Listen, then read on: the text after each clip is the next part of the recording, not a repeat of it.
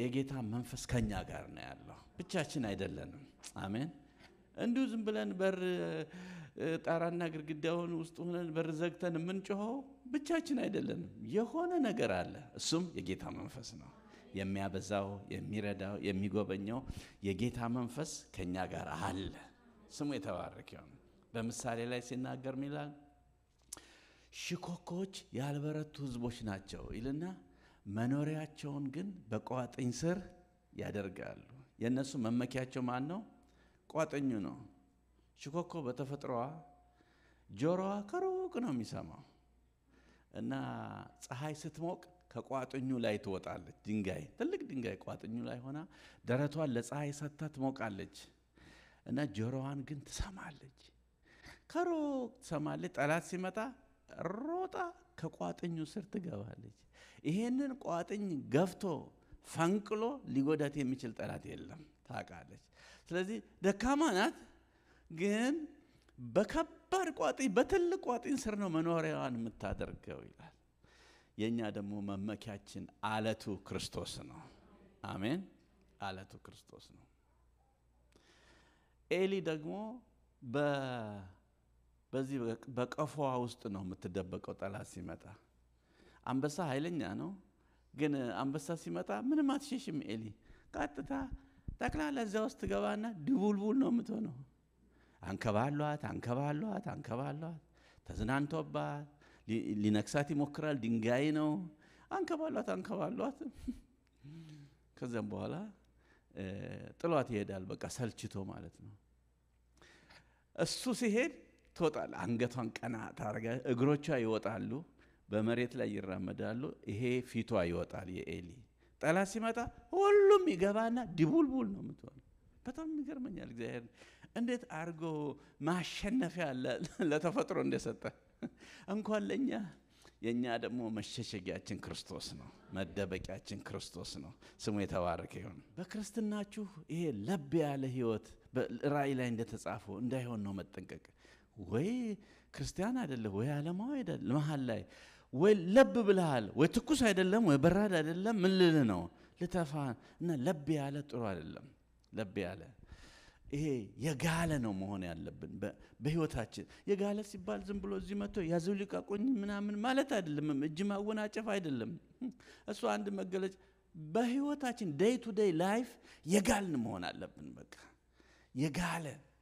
የጋለ ምጣድ ዝንብ ቢያርፍበት ወዲያው አንጫሮ ነው የሚመልሰው አይታችኋል የጋለ ምጣድ ወይም ስቶቭ ላይ የጋለው ላይ ዝንብ ካረፈ ወይ ሸረይ ተንጫሮ በቃ እንትን ይላል ግን ምንም ያልሞቀ ምጣድ ከሆነስ ዝንብ አርፋ በዛው በቃ አገልግሎቷን ሁሉ እዛው ላይ ትሰጣለች ብዙ ነገር በቃ እዛው ላይ ኩሷን ሁሉ እንትን ትላለች የጋለ ምጣድ ራሱን ይጠብቃል መጽሐፍ ቅዱስ ለዚህ ነው የኛ ሚኒስትሪ የምድር ጨው ናችሁ የሚል ነው በማቴዎስ 5:13 ላይ እናንተ የምድር ጨው ናችሁ ጌታ ሆይ እኔ ቃል እንደነገረኝ ጨው አርገኝ ብዬ አልጸልይም ኦሬዲ ጨው አርገኛል ግን የጨውን ህይወት እንዲኖር እርዳኝ ነው ማለት ሁሉ ጊዜና የኛ ሚኒስትሪ የምድር ጨው ናችሁ ነው የሚለው የምድር ጨው ናችሁ ነው የሚለው በቃ ጨው ሁለት ባህሪ ከትልቁ ባህሪ አንዱ ለራሱ አይኖርም ጨው ለማን ነው የሚኖረው ለሌላ ነው የሚኖረው ወይም ላልጫ ነው የሚኖረው ጨው ላልጫ ነው የሚኖረው ጨው ለሌላ ነው የሚኖረው ለምሳሌ ቆንጆ ወጥ ብትበሉ ቆንጆ ምግብ ቆንጆ ወጥ ከሆነ አቤት ወጡ ነው የምትሉት እንጂ አቤት ጨው ትላላችሁ አቤት ጨው ካላችሁ አሽሙር ነው ሴትዮዋ ሞያ አትችልም ማለት ነው ስለዚህ አቤት ወጡ ነው የምትለው ወይም አቤት በርበሬው ነው የምትሉት ለዚህ ነው በአማርኛ ምን ይባላል በጨው ደንደስ በርበሬ ተወደስ ይባላል ውዳሴውን የሚወስደው ማን ነው በርበሬ ግን ያጣፈጠው ውስጥ ገብቶ ማን ነው ጨው አየ እግዚአብሔር ብዙ ነገር ቢሰራ በቤተ ክርስቲያን ስንዘምር ድምጻችን ቆንጆ ቢሆን ስናገለግል ስንጸልይ የሞተ ሰው ቢነሳ ክብር ሁሉ ለእርሱ ይሁን አሜን በቃ ክብሩ ለእርሱ ይሁን ይሄን ያረጋው ማን ነው ጌታ ነው ጨው በባህሪው ሌላ ማጣፈጫ የለውም ጨው ብቻ ራሱን ችሎ እንዲኖር ነው አሁን ጨውም በጨው ሌላ ጨው ገዝቶ ሌላ ጨው ከሱቅ ገዝቶ ጨውን በጨው ማጨውጨው ይቻላል? የጨው ማጨውጨያ የለውም። ሌላ ነገር ነው የሚያጨውጨው እንጂ ጨው ማጨውጨያ የለውም። አየህ፣ ለዚህ ነው ጨው ለራሱ ሲል ነው፣ አለበለዚያ ድንጋይ ነው ብለው ይጥሉሃል። ያለ ክርስቶስ መኖር አንችልም። መጽሐፍ ቅዱስ ይላል ያለ እኔ መኖር አትችሉም። ያለኛ እርሱ መኖር ይችላል። ያለኛ ነበር እርሱ መኖር ይችላል። እኛ ግን ያለ እርሱ መኖር አንችልም። እኛ በጣም በኋላ እናገራለሁ፣ በጣም ውለታ የተደረገልን ሰዎች ነን። በኋላ ስለ ምስጋና ትንሽ እናገራለሁ። እኛ ያላመሰገን ማን ሊያመሰግን ነው? እኛ እኮ እንትን ውስጥ ነበር፣ ይሄ ዋውያን ህዝብ ውስጥ ነበርን እኮ እኛ። ዕብራዊ እኮ አይደለንም፣ አይሁዳዊ አይደለንም፣ ዋውያን ነን። ይሄ ኢያቡሳውያን፣ ፌርዛውያን፣ ጌርሳውያን፣ ምናምናውያን ዋውያን ውስጥ ነበር ያለን። አሜን። ዋውያን ውስጥ ነው። አንተ የበረሃ ወይራ ለግንዱ ሳይራራ ቅርንጫፍ፣ ስለዚህም የሚወርቅ የሚመስለው እንዳይወርቅ ይጠንቀቅ፣ እዚህ እግዚአብሔር ነው ያመጣ ነው የሚለው። እኛ ዋውያን ነን እንጂ የአብርሃም ዘር አይደለንም። የአብርሃም ዘር ወደ ጎንደር አካባቢ ያሉ ተለቅሞ ከኢትዮጵያ ሄደዋል፣ ወደ እስራኤል ሀገር ሄደዋል። እኛ የተረፍነው ዋውያን ነን። በቃ ዋውያንን አድኖ ዋው አሰኘን ጌታ። ስለዚህ ጌታ ከፍ ያለ ጭብጨባ። ዋው እኔን አዳንከኝ፣ ስሜ ተባረከ ይሁን። ዋውያን ነን። ገርሳውያን፣ ፌርዛውያን፣ ኢያቡሳውያን፣ ኢትዮጵያውያን ዋውያን ነን እኛ። ስሙ የተባረከ። ወይም ኤርትራውያን ዋውያን ውስጥ ነን እንጂ የአብርሃም ዘሮች አይደለንም። እዛ ይሄ አጥፋ ግደል ምታ የተባለላቸው ውስጥ ነን የነበርነው። ክርስቶስ መጣና የክርስቶስ የዘር ሐረግ ውስጥ አስገባን፣ የሱ ውስጥ አስገባን። ስለዚህ ነው ያለ እርሱ መኖር የማንችለው። ለምን? ከሱ ውጭ ምንም ነና፣ በቃ ምንም ነን። ያለ እርሱ ምንም ማድረግ አንችልም። እግዚአብሔር ተባረከ። በጣም ነው ደስ የሚለኝ ይሄ በጣም እና ይሄ ሊበራል እንደዚህ ቀዝቀዝ ያለ መሆን የለብንም። የጋለ ነው መሆን ያለብን። የጋለ ነው መሆን ያለብን። ከእግሩ ስር መጥፋት የለብንም። ደግሞ እንደ ማርያም ማለት ነው። በቃ ከእግሩ ስር መጥፋት የለብንም። እኔ እንደሱ አይነት ህይወት ደስ ይለኛል። እዚህ ሀገር ለመጀመሪያ ጊዜ ትምህርት ቤት ለመማር ስመጣ እና እዚህ ኮሎራዶ ክርስቲያን ዩኒቨርሲቲ የሚባል ነው እና እዛ ስማር በጣም እንደው ገረመኝ። 9 ተማሪዎች ነን ጠቅላላ። 9 ውስጥ 8ቱ ነጮች ናቸው፣ እኔ ብቻ ነኝ አበሻ። እና አብሮ አይሄድም። ካልቸራችንም ክርስትናችንም አብሮ አይሄድም። ለምሳሌ ለብ ያሉ ናቸው እነሱ። ለምሳሌ በረፍት ጊዜ ስንወጣ ሲጋራ ምናምን አጭሰው ሲመጡ አያለሁኝ። ተማሪዎች እኮ ነን፣ ተማሪዎችን ስለ መለኮት ትምህርት ቤት ነው ማለት ሲጋራ አጭሰው ይመጣሉ። አንዳንዶቹ ደግሞ እንጋብዝኛ ቸርች ስቲና ብለውን ቸርቻቸው ሲሄድ በሩ ላይ የሲጋራ መተርኮሻ አለ ቸርቻቸው ላይ እና ደግሞ ስሞኪንግ ዞን የሚል ደግሞ ከቸርቹ በጀርባ በኩል ደግሞ አለ እና ከኔ ጋር አይሄድም። እኔ ሲጋራ ማጨስ ለሰው ልጅ ቢያስፈልግ ኖሮ እግዚአብሔር መጀመሪያ ለአዳም በዚህ በኩል ችምኒ ይሰራለት ነበር ብዬ ማምን ሰው ነኝ። ችምኒ አላረገለትም። መተንፈሻ ነገር የለም እዚህ ላይ ችምኒ። ድፍን ነው ይሄ ራሳ ድፍን ነው፣ ጭስ መውጫ የለውም። አያስፈልግም ነበር ብዬ ማምን ሰው ነኝ። የመንፈስ ቅዱስ ማደሪያ ነኝ። ምንም ነገር ይሄ መጠጥ፣ ሲጋራ፣ ጫት፣ ይሄ አልኮል ምንም አያስፈልግም። እኔ ተንቀሳቃሽ ታቦት ነኝ ብዬ ማምን ሰው ነኝ። ታቦት ነኝ፣ ተንቀሳቃሽ ታቦቴ ክርስቶስ እኔ ጋር አለ ብዬ ማምን ሰው ነኝ። እና እንደዚህ ሲያደርጉ ግራ ገባኝ። አስተማሪው ፕሮፌሰሩ መጥቶ ስለ ሆሞሴክሹዋል ስለ ሌዝቢያን I think they have right ብሎ ነው የሚናገረው እንጂ የሆነ ቆፍጠን ያለ እንትን የለም። እኔ ደግሞ ምን አልኩኝ? አይ የትምህርት ቤት እንግሊዝኛ ለማወቅ ካልሆነ በስተቀር ለኔ እዛ ኢትዮጵያ ኢቲሲ እነ ፓስተር አበራ ያስተማሩኝና አባባ ከዳሙ ያስተማሩኝ በቂ ነው አልኩኝ። በቃ በቂ ነው አልኩኝ። በጣም ነገረመኝ። በቃ በፍጹም አልሄድንም አብረን እና ሊበራል መሆን አያስፈልግም ለማለት ነው።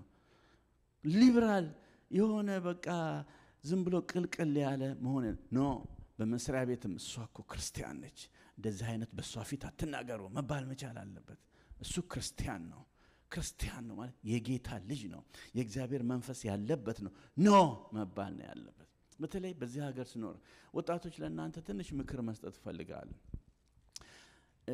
ጥሩ ነገር አለው ደግሞ ጥሩ ያልሆነ ነገርም አለ ጥሩ የሆነውን ነገር አመስግነን በዚህ ሀገር ስንኖር እኛ ሀገራችን በሰማይ ስለሆነ ጥሩ ያልሆነውን ነገር ደግሞ በግላችንም መቃወም ሌሎችም ወደዚህ እንዳይገቡ መርዳት ነው ያለብን አንዳንድ ጊዜ ሰው ስታዩ ግራ ይገባቸዋል ወንድ ነው ይሄ ወይ ሴት ነው ሂል በለው ሂሺ ግራ ይገባቸዋል እዚሁ ስንናር ሊበራል መሆን የለብንም የጋለ ምጣድ ደግሞ ኖ ማለት ያለብን ወጣቶች ድሮ ከአሜሪካ ሚሽነሪ ለአፍሪካ እንደሄደ አሁን ከአፍሪካ ነው ሚሽነሪ ለአሜሪካና ለካናዳ የሚያስፈልገው እናንተ የአሜሪካ ሚሽነሪዎች ናቸው አሜን ልጆቻችን የአሜሪካ ሚሽነሪዎች ናቸው እንደዚህ ግራ የገባውን ይሄ እንደዚህ አይነት የሆነውን ትውልድ ምን የሚለውጡ የሚያናውጡ ናቸው ልጆቻችን ስለዚህም በዚህ መንፈስ ነው ብቻችን አይደለንም ያልኩትም እናሳድገው ልጆቻችን በዚህ አይነት መንፈስ ነው ማሳደግ ያለበት ስርኤም 3 ማዎችን እየተናገርኩ ነው ማርያም በእግሩ ስር ሆነች ራሱን እግዚአብሔር ምን አረገች ፈለገች ራሱን እግዚአብሔር እጁን ሳይሆን ልጁን ነው መፈለግ ፍትፍቱን ሳይሆን ፊቱን ነው መፈለግ ራሱ እግዚአብሔርን ሁለተኛው መስማት ቃሉን ትሰማ ነበር ድምጹን ትሰማ ነበር ድምጹን እየሰማን ቃሉን እየሰማን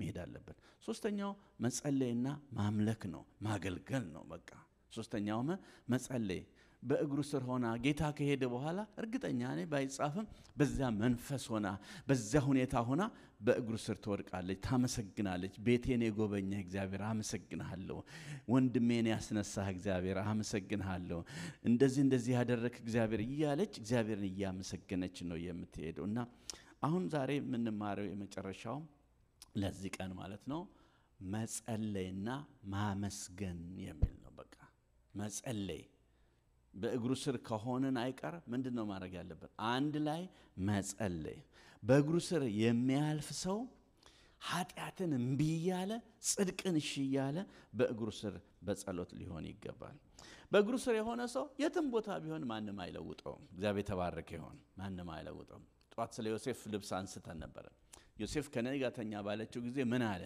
እምቢ አለ በእግሩ ስር የሚያሳልፍ ሰው አንዳንድ ጊዜ እምቢ ማለትም ጽድቅ እንደሆነ ይቆጥራል እምቢ ይላል ሁሉን እሺ አይልም አሜን እምቢ አልፈልግም ይላል ወጣቶች ስሙ ከጋብቻ በፊት የግብረ ስጋ ግንኙነት መፈጸም ዘመናዊነት ሳይሆን ዘማዊነት ነው ስለዚህ እምቢ ልትሉ ይገባል እዚህ ላይ ለእናንተ መናገር ፈልጌ ነው እምቢ በሉ እና ልብ በሉ እግዚአብሔር ያያል ዮሴፍ ምንድነው ያለው ይሄ ዙሪያው ዝግ ነው የሚያይ የለም ማንም የለም ነው ያለችው እሷም ቤቱ ባዶ ነው ሰው የለም ነው ያለችው ማለት ሰዎቹን ከዚህ ከሱቅ የሆነ ነገር እንዲገዙ አይደለም የላከቻቸው ከፋብሪካው እንዲገዙ አርቃ ነው የላከችው ማለት ነው ስለዚህ ማንም የለም እሱ ምን አለ አዎ ዙሪያው ዝግ ነው በዚህ በኩል ግን ክፍት ነው እንደማለት ማን ያያል እግዚአብሔር ያያል አሜሪካ ካሜራ የበዛበት ሀገር ነው ግን ከዚህ ካሜራ በላይ የእግዚአብሔር ካሜራ አለ ስለዚህ ምንድነው በእግዚአብሔር ፊት እንዴት ኃጢአት ተሰራለህ ያለው ስለዚህ በጣም መጠንቀቅ መቻል አለባችሁ ማለት ነው ዮሴፍ እምቢ አለ ለምን በጌታ እግር ስር ሆኖ ህልሙን ጠብቆ የእግዚአብሔርን ፈቃድ ያስፈጸመ የሚሄድ ሰው ነበር ማለት ነው ሌላው መናገር የምፈልገው በተለይም ደግሞ በዚህ ዙሪያ የጸሎት መሰዊያችንን የደፈረሱ የጸሎት መሰዊያችን ማደስ ነው ያለብን እንደገና እንድንመለስ ጠይቃቸዋለሁ እንደገና ወደ እግዚአብሔር ሐሳብ እንድንመለስ ወደ እነዚህ የጸሎት ጉዳዮች እንድንመለስ ነው መጠይቃችሁ የጸሎት መሰዊያችን ፈርሷል ወይ ሳልፈረሰም ምትሉ ከሆነ እንደ ባልና ሚስት እንደ ክርስቲያን እነዚህን 10 ምልክቶች ቼክ አድርጉ። ዝም ብዬ አነባቸዋለሁ። ይኸው ገበያ አብሮ ለመሄድ የደበረ ቀን የጸሎት መሰዊያ ደፍርሷል ማለት ነው። ከሚስት ጋራ ገበያ አብሮ ለመሄድ የደበረ ቀን አየህ፣ ገበያ አብሮ መሄድ ከደበረ አብረህ እንድትጸልያለህ። አንዳንድ ባልና ሚስት ገበያ አብረው ሄደው ሲሄዱ በግድ አብረው ሄደው ከዛ ሲመለሱ በታክሲ በኡበር ትመጣለች እሷ። ተጣልተው እዚያ ገበያ ቦታ ተጣልተው ወይ ጥሏት ይመጣል። በቃ ለምን ሴት ወንድ ከቤት አስቦ ነው የሚገዛውን ሁሉ የሚሄደው። ከቤት አስቦ ነው የሚሄደው። ቀጥታ እሷን ፒክ አድርጎ ነው የሚሄደው። ሴት ደግሞ እዚያ ያየችውን ሁሉ በተለይ ሴል የሚል ካለ ሴል ትወዳለች ሴት ይባላልና ሴል አንድ መጽሐፍ ላይ ሳነብ ዝሆኑ 75% ሴል ይላል። ዝሆኑ የተለጠፈበት ሰውነቱ ላይ ዝሆን ነው እኮ ትልቅ ዝሆን 75% ሴል ገዝተው መጣች እና ህጓሮ አቆመችው፣ ህጓሮ አሰረችው። ባልየው መጣ፣ ይኸው ገዝቼዋለሁ። ለምን ሴል ወጥቷለች? እሺ ምን እናርገው? በቃ ዝሆኑን ምን እናርገው አለ። ምንም ሴል ስለወጣ ብቻ ነው፣ ትልቅ ሴል ስለቀነሰ ብቻ። እስቲ ክሎዚቱን ተመልከቱ። ልብስ ተከምሮ መሄጃ ሰጥቷል። መሄጃ በሴል ተገዝቶ ይሄ አማዞኑ ቲሙ እንደው ስንቱ የሚያጨቃጭቅ። እስቲ ቆጠብ በሉ፣ በቃ ቆጠብ በሉ። ወደ ገበያው ልመለስ። ገበያው የጸሎት መሰዊያ መፍረሱን የምታውቀው የገበያው ሁኔታ ተመልከት። እኔ ሁሉን ነገር ባትገዙም ወይም ሁሉን ነገር እንትን ባትሉም መስማማቱ ግን ጥሩ ነው። መስማማቱ ቢያንስ መስማማቱ። ገበያ ስንሄድና ባለቤቴ እኔ ጋሪ ገፊ ነኝ፣ እሷ ገዢ ነች። ራሱ ጆብ ዲስክሪፕሽናችን ማወቅ አለብን። ጆብ ዲስክሪፕሽን ሰላም ነው የሚያኖረው። በቃ በሰላም በቃ እኔ ምን አጨቃጨቀኝ? እንትኔን አውቃለሁ። እኔ ስጦታዬን አውቃለሁ በደንብ። ስለዚህ እኔ ከኋላ ጋሪ መግፋት ነው በትህትና። በቃ በትህትና ማገልገል ነው የኔ ስራ። በቃ እሷ ከፊት ነው የምትሄደው። ፍሪጅ ትከፍታለች። ይሄኛው ጥሩ ነው፣ ይሄኛው እንደዚህ፣ ይሄኛውን ወተት እንግዛው 2% ነው የሚለው፣ ይሄ 1% ፋት ነው፣ ይሄ 2% ፋት ነው፣ የትኛው ይሻላል ትላለች። እኔ 2%ቱን እንግዛ ይሆን? ከ2% 1 ይሻላል። 1 እሺ 1 ተመልሼ ወደ 1 እንደገና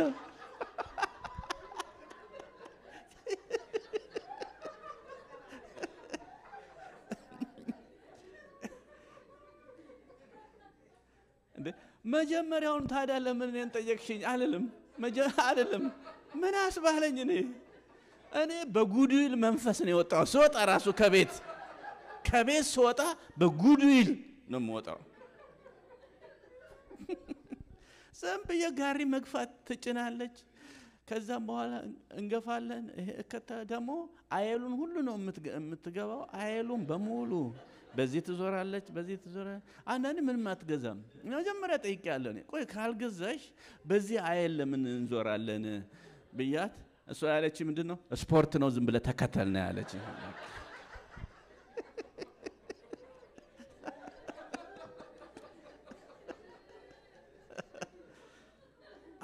ለካ አብሮነቱን ትፈልገዋለች። ለካ ይሄ በሷ ኮንቴክስት ይሄ ስፖርት ነው። ከባሏ ጋር እንደዚህ መሄድ፣ ባሏን ጋሪ ያስገፋሽ ከኋላ ዓለም ተመልከት ምን አይነት ሴት እንደሆንኩ።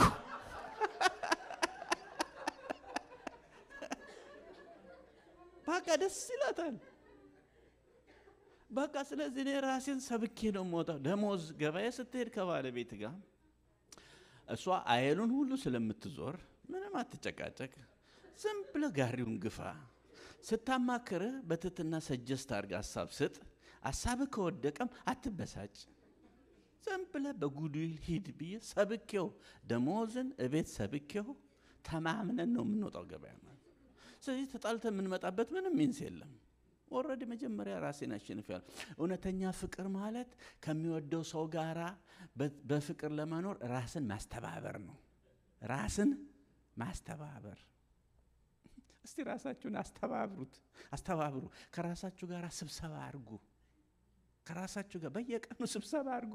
ሰውየው ከሥራ ከመምጣቱ በፊት ስማ ራሴ አሁን ሊመጣ ስለሆነ ተባበር ከሱ ጋር።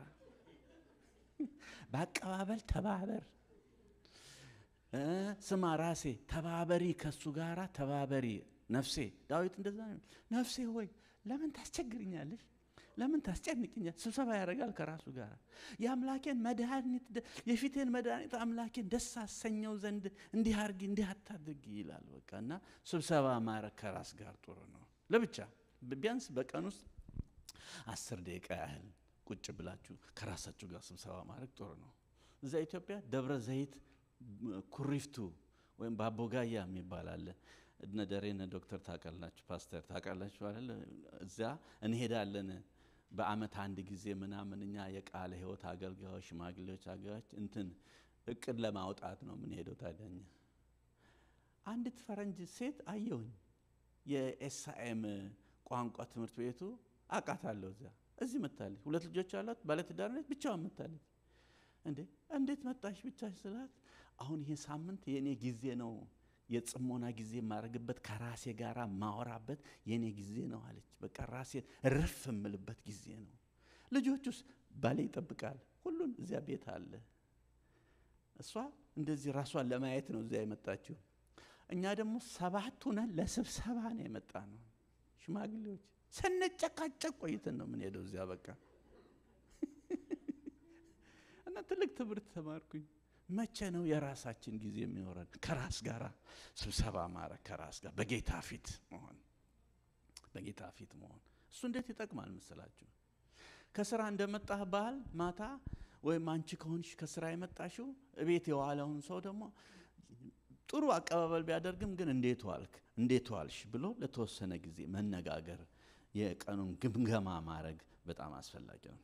የጸሎት መሰዊያችን መፍረሱን ወይም መደፍረሱን መጀመሪያ ይደፈርሳል፣ ከዛ ይፈርሳል። መደፍረሱን የምናውቀው አንዱ እሱ ነው። ሁለተኛው አብሮ ለመብላት ፈቃደኛ ያልሆንክ ቀን ወይም አብራችሁ ስትበሉ አስተያየት ለመቀበል ፈቃደኛ ያልሆንክ ቀን። ሚስት ባሏ የሚበላውን ሁሉ ነው የምትከታተለው። እነዛን ጊዜ አይክፋ፣ ለጤንነት ብላ ነው፣ ረጅም እድሜ እንድትኖርላት ብላ ነው። ታውቃላችሁ? እስቲ ቼክ አድርጉ። ድግስ ቤት ስንሄድ፣ ሰርግ ወይም ደግሞ ግራጁዌሽን ወይ የሆነ ስንሄድ ምግብ ልናነሳ ስንነሳ እስቲ ቼክ አድርግ። ሚስት ከፊት ነው የምትሆነው። ከዛም በኋላ እንዴት ትላለች? እሱን አንሳው ያንን ዝለለው ትላለች። መመሪያ ነው የምትሰጠው። ያኛው ጃንክ ፉድ ነው፣ ከዚህ ላይ አታንሳ። ወንድ ብዙ ጊዜ ሁሉንም አንድ ላይ ይቆልላል እና ላይ በላው እኮ ነው። ልክ ከሱ ቢፌ የምነሳ ይመስላል። ስለዚህ እሷ ነች ይሄንን ታስተባብራለች። እንዴት ታረጋለህ? በዚህ ጊዜ ራስን አስተባብር። ምንድነው? እኔ እኮ ህፃን ልጅ አይደለሁም፣ አዋቂ እኮ ነኝ። ምንድነው የምትከታተይኝ? አትበላት። ስትበላ ታርመሃለች። ምንድነው በሁለት ጉንጭ የምትሞላው? ምንድነው ያፍኮቴ ደም የምትለው? አፍን ከርነ ብላ ኮቴውን አጥፋ። እንደው በቃ ክትትል ነው የምታረገው። በዚህ ጊዜ ራስህን ከሷ ጋር ለማስተባበር ካልተቀበልክ ሰላም አትኖርም። በቃ ጭቅጭቅ ነው። አንቺም እንደዚሁ ባል የሆነ ነገር ሐሳብ ሲሰጥ ራስሽን አስተባብሪ፣ ፈቃደኛ ሁን የሚል ማለት ነው። እና አብሮ ለመብላት ፈቃደኛ ያልሆን ቀን፣ ቤተክርስቲያን አብሮ ለመሄድና አብሮ ለመቀመጥ ፈቃደኛ ያልሆን ቀን። ቤተክርስቲያን ሄደን አንዳንዴ ባል እዛ ማዶ ነው የሚቀመጠው፣ ሚስት እዛ ለየብቻ። አንድ ላይ መቀመጥ ጥሩ ነው፣ ደስ ይላል። አንድ ላይ ጌታ ሲናገርም እዛው አብሮ መስማት ይቻላል።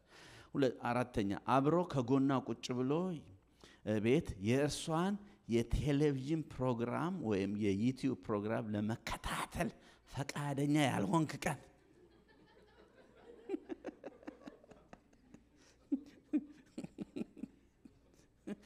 እሱም ፈቃደኛ ካልሆንክ እንዴት አድርጎ ጸሎት መሰዊያው ጋር አብራችሁ ትሆናላችሁ? ስለዚህ የሚጀምረው ከሱ ነው። አንዳንዴ ጠይቃታለሁ። እሷ በቃ የእሷ ፕሮግራም እሷ ባለቤቴ ማለት ነው። እሷ የምትወደው ድራማ ትወዳለች፣ የአማርኛ ድራማ ትወዳለች። በቃ ደስ ይላታል ድራማ ማየት፣ መዝሙር፣ ድራማ፣ ስብከት፣ እነዚህ ናቸው በዩቲዩብ ፕሮግራሞቿ።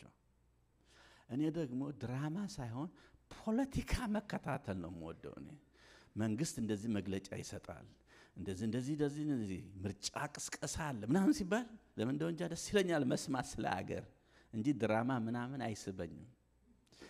ግን እሷን ለመተባበር ራሴን አስተባብራለሁ። አንዳንድ ጊዜ የኮሪያ ሁሉ ድራማ ታያለች።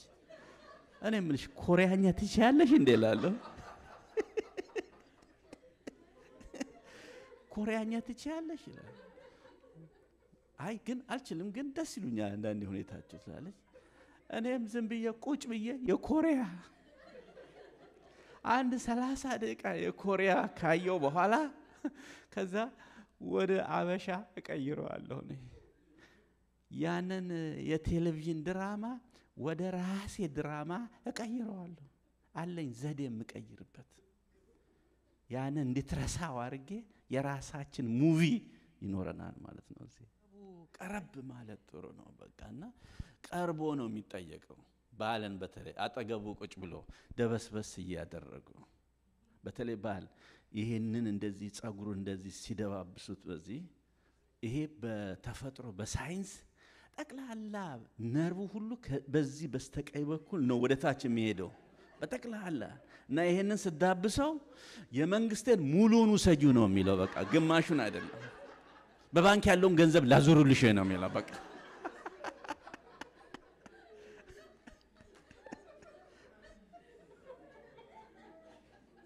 ምክንያቱም ከዚህ ተነስቶ ነው ጠቅላላ መመሪያ ወደ ሰውነታችን የሚወርደው እና ይሄ መመሪያ የሚሄድበትን ነው እየዳበሰች ያለችው ማለት ነው። እና በእናታ አንድ 200 ብር ስጠኝ እስቲ ሃኒ ምናምን ስትለው አሳንሽው ለሞራሌ ጥሩ አይደለም 200 ብር ከፍ አርጊው ነው የሚለው። በቃ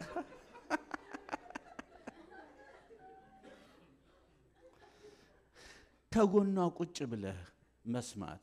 አንዳንዱ ኳስ ጨዋታ ነው የሚወደው፣ አንዳንዱ ደግሞ የሆነ ነገር ነው የሚወደው። ግን ያንን አይደለም ማየት፣ ቅርበቱን ነው ማየት። እሺ ፖለቲካ ቢወድ ባል የሆነ ነገር ቢያደርግ መንቀፍ የለብሽም። መንቀፍ የለ። አንዳንድ ሴቶች ምንድነው አንተ እንደዚህ የምን ፖለቲካ ነው የምን እንትን ነው ተንበርከከ ብጸልይ አይሻልም ምናምን ብሎ እንትን እንደሱ አይደለም። አንዳንድ ገና ወሬ ሲጀምሩ ጆሮውን ያሉ ምን አርጋል ኢርፎን አርጋል እስቲ ቼክ አርግ ጆሮውን ምን አንጥልጥላል እዚህ ምናምን ብሎ ቼክ ያደርጋል። እንደሱ አይደለም። ሰውየውን እንደዚህ አታስደንግጪው። በሰላም ይኖርበት፣ በሰላም ይኖር። ትዳሩን እንዲወደው ነው ማድረግ ያለብኝ። ከማግባቴ በፊት ያለው ነፃነት እያለ እየናፈቀ ያንን መኖር የለበትም። ካገባ በኋላ እንዴት እንደተባረኩ እያለ ነው መኖር ያለበት። እንደሱ ነው ማድረግ ያለብሽ። እንደሱ ነው ማድረግ ያለብሽ። ልጆችን ትምህርት ቤት ለማድረስና ለመመለስ የሰለቸሽ ቀን፣ ባለመስማማት ጊዜ መስማማት ያልቻላችሁ ቀን፣ ልጆችን ትምህርት ቤት ማድረስና መመለስ በሰለቻችሁ ቀን፣ የባልሽን ቤተሰቦች ባልፈለግሽ ቀን፣ የባል ዘመድ ባይኗ አመድ የሚለውን በተናገርሽ ቀን፣ ቃሉን አብሮ ለማጥላት አብሮ ዲቮሽን ለማድረግ ከሚስት ጋር ከባል ጋር ከልጆች ጋር በዛን ጊዜ በሰለቻችሁ ቀን በእርግጠኝነት የጸሎት መሰዊያው እየደፈረሰ ነው፣ ሊፈርስ ነው ማለት ነው። ስለዚህ እግዚአብሔር አስቀድሞ ይላል የሚያስፈልገው ስንት ነገር ነው? አንድ ነገር ነው። ያም ደግሞ በእግሩ ስር መሆን። አሜን። በእግሩ ስር መሆን። ብዙ ጊዜ ይቅርታ አድርጉልኝ አንድ ነገር መናገር ፈልጋለሁ። አንዱ የጸሎት መሰዊያን ከሚያፈርሰው ነገር አንዱ በሰው ላይ ቂም መያዝ፣ በባል ላይ በሚስት ላይ ይቅር አለመባባል፣ ያለፈውን እየቆጠሩ መሄድ ነው። ይህንን ነገር ማስወገድ አለብን። ብዙ ጊዜ የምንኖረው ምን ይባላል? ከሚወዱን ሰዎች ጋር ሳይሆን ከማይወዱን ሰዎች ጋር ነው ይባላል። ከሚጠሉን ወይም ከምንጠላቸው ሰዎች ጋር ነው ይባላል።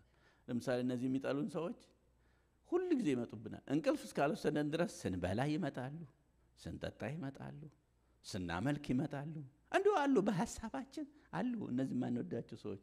እና ብዙ ጊዜ ከ24 ሰዓት ውስጥ ብዙውን ሰዓት የምንኖረው ከሚወዱን ጋር ሳይሆን ከሚጠሉን ጋር ነው ይባላል።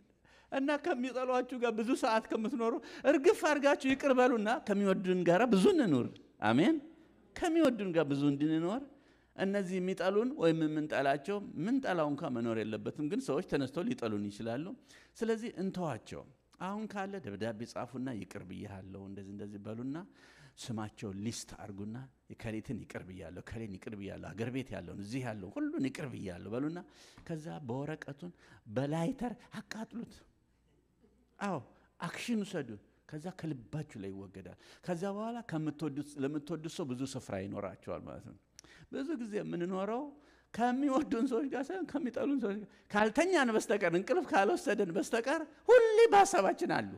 ከነ ልብሳቸው ነው የሚመጡብን፣ ከነ አነጋገራቸው፣ ከነ ጸጉራቸው እንደው ከነ ሁሉ ይመጡብናል። ስለዚህ የሚሻለው ምንድነው? መተው። አንድ ነገር ሰምቻለሁ። 2 መነኩሴዎች ወንዝ ሲሻገሩ አንድ እርጉዝ ሴት ለመሻገር አቅቷት በቃ ትሞክራለች፣ ትመለሳለች። ከዛ አንደኛው መነኩሴ ልርዳሽ አላትና ተሸክሞ እዚህ ላይ ጀርባ ላይ ተሸክሞ ወንዙን አሻገራት። ከዛ እግዚአብሔር ይስጥልኝ ብላ እሷም ሄደች፣ መነኩሴዎቹም ሄዱ። ማታ እራት ሊበሉ ሲቀርቡ አንደኛው መነኩሴ በጣም አዝኜብሃለሁ አንተን አለው። ምን ነው? በጣም ዛሬ ያረከው ነገር በጣም አዝኜ፣ ጧቱ ወንዝ ስንሻገር ተሸክመ ያሻገርካት እንዴት? እኛ እኮ መነኩሴዎች ነን፣ ሴት እኮ መንካት እንኳን የለብን እንኳን ልንሸከም እንዴት ትሸከማለህ አለው። ያኛው መነኩሴ ገርሞት እኔስ ጧት ተሸክሜው ወዳው ያሻገርኳት አንተ አለ አይደል እንደ ቀኑ ሙሉ ተሸክመዋት ይዋልካል። በሐሳብህ ማለት ነው። አብሮን የሚኖሩን በቃ ቅር ያሉን ሰዎች ናቸው። ስለዚህ አሁን ይቅር እንበል። መጽሐፍ ቅዱስ እንደዚህ ይላል፣ በመባውም መስጫ ላይ በመሰዊያው ላይ መባህን አስቀምጥና ሂድና ወንድምህን እህትህን ወይ ሚስትህን ባልህን ይቅር በል። ከዛስ ናና አቅርብ። ያን ጊዜ መዓዛው እኔን ደስ ያሰኘኛል፣ ያን ጊዜ እቀበላለሁ ነው የሚለው። አሜን። እቀበላለሁ። ታውቃላችሁ ባልና ሚስት ሲጸልዩ እግዚአብሔር የጸሎት ደብዳቤያቸውን ያያል ይባላል። እንደዚህ ያያል። ባልዮ ጌታው ይሄን አርግልኝ ብሎ ፈርሞ ወደ እግዚአብሔር ያቀርባልና እግዚአብሔር ያይና እንደዚህ ይላል፣ ምን ነው የሚስት ፊርማ የለም? አንተ ብቻ ነሳ። እኔም አቀው ሁለታችሁ ነው ያጋባዋችሁ፣ ግን ሲንግል ነው ሲግኔቸሩ ያንተ ብቻ ነው። የሷ ምን ነው የለም? ጌታ እሷንማ ተዋት፣ እሷ ማለት ብሎ ብዙ ነው። በቃ ተመለስና ይሄን ደብዳቤ ይዘህ አስፈርማት። እሷንም ሁለታችሁ ብትስማሙ እኔ እመልሳለሁ። እሷም እንደዚሁ ስታቀርብ ጌታው ይሄን አርግልኝ ስትል እግዚአብሔር ያይና ምን ነው የባልሽ ፊርማ የለም? አንቺ ብቻ ነሽ የፈረምሽው። ሂጂና ተመለሽና ተስማሙና አንድ ላይ ፈርማቸው አቅርቡልኝ። ሁለቱ በምድር ቢስማሙ እኔ በሰማይ እሰማለሁ አደርግላቸዋለሁ ነው የሚለው። ስለዚህ ይቅር በሉ፣ በቃ ይቅር በሉ። የጸሎት መሰዊያ የሚፈርስባቸው ምልክቶች እነዚህ ናቸው። ይቅር በሉ፣ በቃ ተውት። ደግሞ ለዚህ ደግሞ ወደ ጌታ ፊት መቅረብ ትልቅ ነገር ነው። መተው ትልቅ ነገር ነው። በቃ መተው ነገሬን ከተተው ይባላል። በቃ መተው ሁሉን ነገር። ጌታ እርዳኝ፣ እየደጋገም ጌታ ሆይ አስበኝ፣ እየደጋገም አስበኝ። ይችላል፣ እሱ ማድረግ ይችላል። አይሰለችም እሱ። ስሙ የተባረከ ይሁን።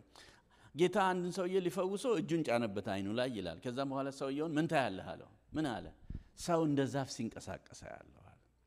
በታሪክ ሰው እንደ ዛፍ ተንቀሳቅሶ አያውቅም። በታሪክ ሰው እንደ ሰው ነው የሚንቀሳቀሰው እንደ ዛፍ፣ እንደ ወይራ፣ እንደ ክትክታ፣ እንደ ባህር ዛፍ ተንቀሳቅሶ አያውቅም። ይሄ ምን ያስፈልገዋል? ድጋሚ ጉብኝት ያስፈልገዋል። ድጋሚ ጫነበት ይላል። እየደጋገመ ይጫንብን። አሜን። ሰው እንደ ሰው መሆኑ እስክናቅ ድረስ። ከዛ በኋላ ምን ይታያል? ሰው እንደ ሰው ሲመላለስ አረጋግጦ ነው የተወው። በቃ አረጋግጦ ማለት ነው።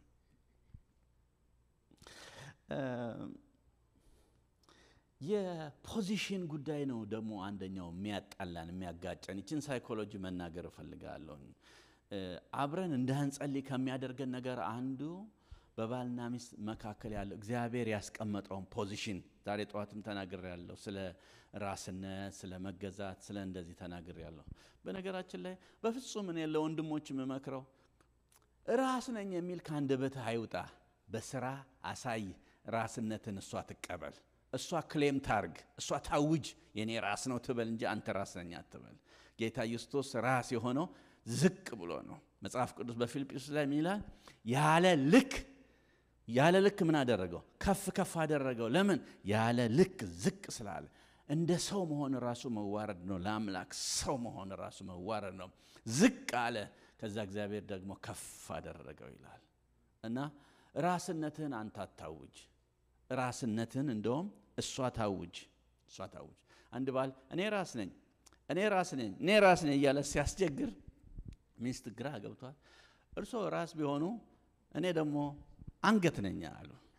ከዛ ሰውየው እሺ የራስ ስራ ማስተዳደር ነው፣ የአንገት ስራ ታዲያ ምንድን ነው አሉ። የአንገት ስራ አሉ ሴትዮዋ ራስን ማዞር ነው የአንገት ስራ አሉ። በቃ እኔ ነኝ ማሽከረክር ማለታቸው ነው። በቃ እንደዚህ ያዞርን ከምንኖር የሚሻለው ምንድነው? እስተኛ ዘወር እንበል ወደ ጌታ ማለት ነው። ወደ እግሩ ስር ዘወር እንበል። ሁለታችንም የየራሳችን ኃላፊነት እንወጣ። ትንሽ እዚህ ጋር መናገር እንፈልገው፣ በወንድሞች ላይ አትፍረዱ ሚስቶች። አንዳንድ በቃ የሚሰማን ስሜት አለና እሱን አስተናግዱ። ለምሳሌ አንዱ የሚሰማን እንደ ንጉስነት ይሰማናል በቤታችን ወንዶች። he is a king። ደግሞ ይሄ ንጉስነት ኪንግ መሆኑ የሚሰማው እቤት ሲመጣ ነው የሚሰማው። ገና ይሄ ማንኳኳት ሁሉ የተለየ ነው።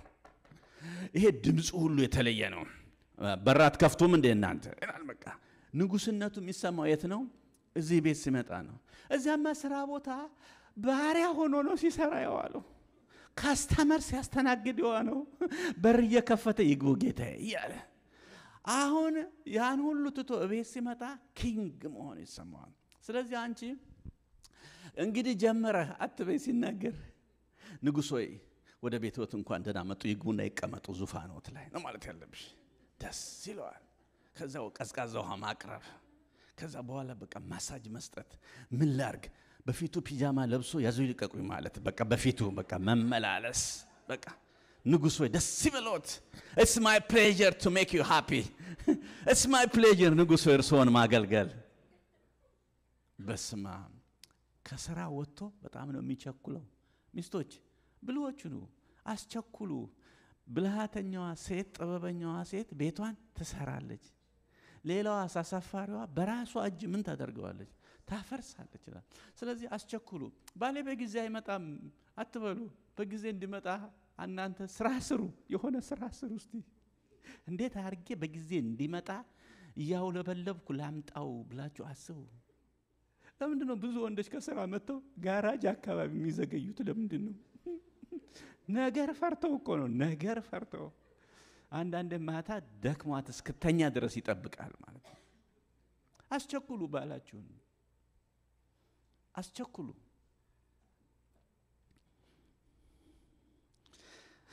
ሌላ ደግሞ መረዳት ማለት ምን ማለት ነው? መረዳት ማለት ጧት ስለ መርዳት ነው። አያችሁ፣ ለመርዳት መረዳት ያስፈልጋል። መጀመሪያ መረዳት፣ ከዛ መርዳት፣ ከዛ መረዳዳት ነው። እነዚህ ሶስቱ አብረው የሚሄዱት። መጀመሪያ ሴትዮዋን መረዳት። በቃሏ አትኮንናት፣ በቃሉ አትኮንኘው። ኖ የኔ ባል እንደዚህ አይናገርም ወይም እንዲህ አያስብም፣ ሰይጣን ነው ያደረገው፣ አሁን ጌታ ይገስጸው ይስተካከላል ብለሽ የኔ ባል አይደለም ይሄን ያለው ነው ማለት ያለበት። ተረጂው። ምክንያቱም የልጆችሽ አባት እንዴት እንደዚህ ይሆናል? ከባለቤት ጋር ትንሽ ተጋጭተን ጠዋት፣ አንድ ቀን ጠዋት ማለት ነው። ከዛም በኋላ ሳናስተካክለው ሄደች። ሰዓቷ ደርሶ እኔ ደግሞ በባህሬ ልጆቼንም ስቆጣ ሚስቴንም ስቆጣ አለበት አይቀንስም። ስሟ የሺ ነው። የሺዬ አይቀንስም። ብንጣላም በሰላይ ያል ልጆቼንም ቤትዬ እከልዬ አለበት አይቀንስም። መቀነስ የለብኝም። እና በቃ እሷ ደግሞ እንደዚህ አይደለችም። አንድ ነገር ቅር ካላት ቅር አላት ነው በቃ የተለያየነን። ከዛም በኋላ ሄደች እና የሺዬ በእናትሽ ይቅርታ ስላት ዝም ብላ ሄደች ማለት ነው ስራ።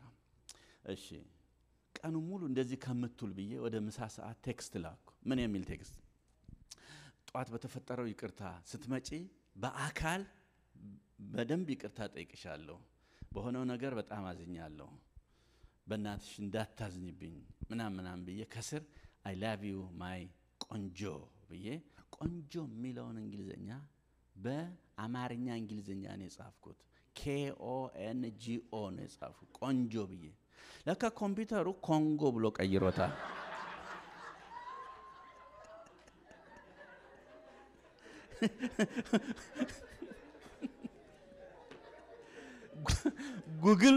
ጉግል ይሄን ቆንጆ አያውቅም። ኮንጎ ሪፐብሊክ ዲሞክራትን የሚለውን ነው የሚያውቀው። ለካ አይ ላቭ ዩ ማይ ኮንጎ የሚል ጠዋት ተጣልተናል። ኮንጎ ተጨመረ። አሁን ደግሞ በቃ አለቀ።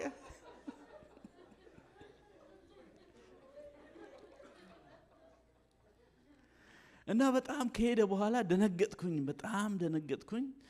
እና በቃ እስክትመጣ እንዳልመልሰው እንዳልሰርዘው ምንም ዋጋ የለውም። መሰረዝም አንዴ ዴሊቨርድ ሆኗል አይታዋለች። ከዛም በኋላ በቃ ምንድነው ያልኩት እኔ በቃ በጣም አዝናለሁ። ስትመጣ ይቅርታ ጠይቃለሁ ብዬ ነገሩን አሰብኩና ስትመጣ ይቅርታ ካልኩ ምን ካልኩ በኋላ በእናትሽ እንደው ምን ተሰማሽ? እንደው ይሄ ኮንጎ የሚለውን ስታይ እኔ እንደዛ አላረኩም ኮምፒውተሩ ቀይሮብኝ ነው ስላት እንደዛ አለችኝ። የዛን ጊዜ 27 ዓመታችን ነው ከተጋባን። አሁን 30 ዓመታችን ነው። እንደዚህ አለችኝ።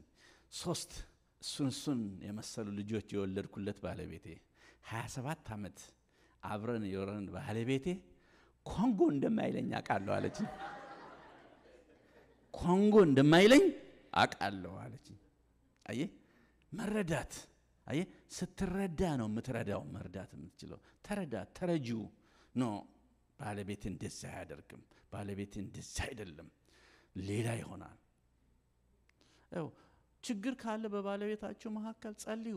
ከራስ በላይ ሌላ ራስ አለ። ወደሱ ራስ ጸልዩ። አሜን። እንደውም ስትጸልዩ ጸልዩለት እንጂ አትጸልዩበት። አረ ጌታ ሆይ እስከመቼ ከዚህ ሰው ጋር ብላችሁ አትጀምሩ ማለት ነው።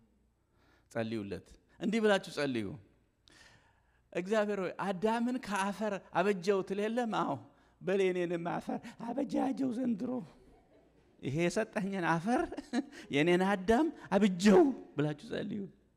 እግዚአብሔር ሆይ ሴት አድርገህ ሰርተህ ወደ አዳም አመጣሃት አይደል? አዎ በሌኔንም ሴት ስራልኝ ብላችሁ ጸልዩላት ማለት ነው።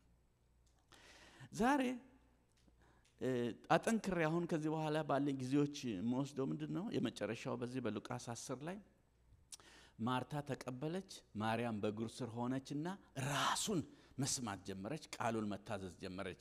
ከዛም በኋላ በዚህ መንፈስ ሴትዮዋ ወይም እቺ ደቀ መዝሙር ቀጠለች። ስለዚህ በእግሩ ስር አብሮ ስለመጸለይ ትንሽ መናገር እፈልጋለሁ።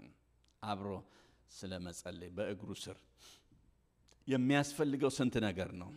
አንድ ነገር ነው። በምንም ሁኔታ ውስጥ እለፉ፣ ጌታ ይመጣል። ታማኝ ነው። በእግሩ ስር ብቻ ሆነን አብረን እንጸልይ።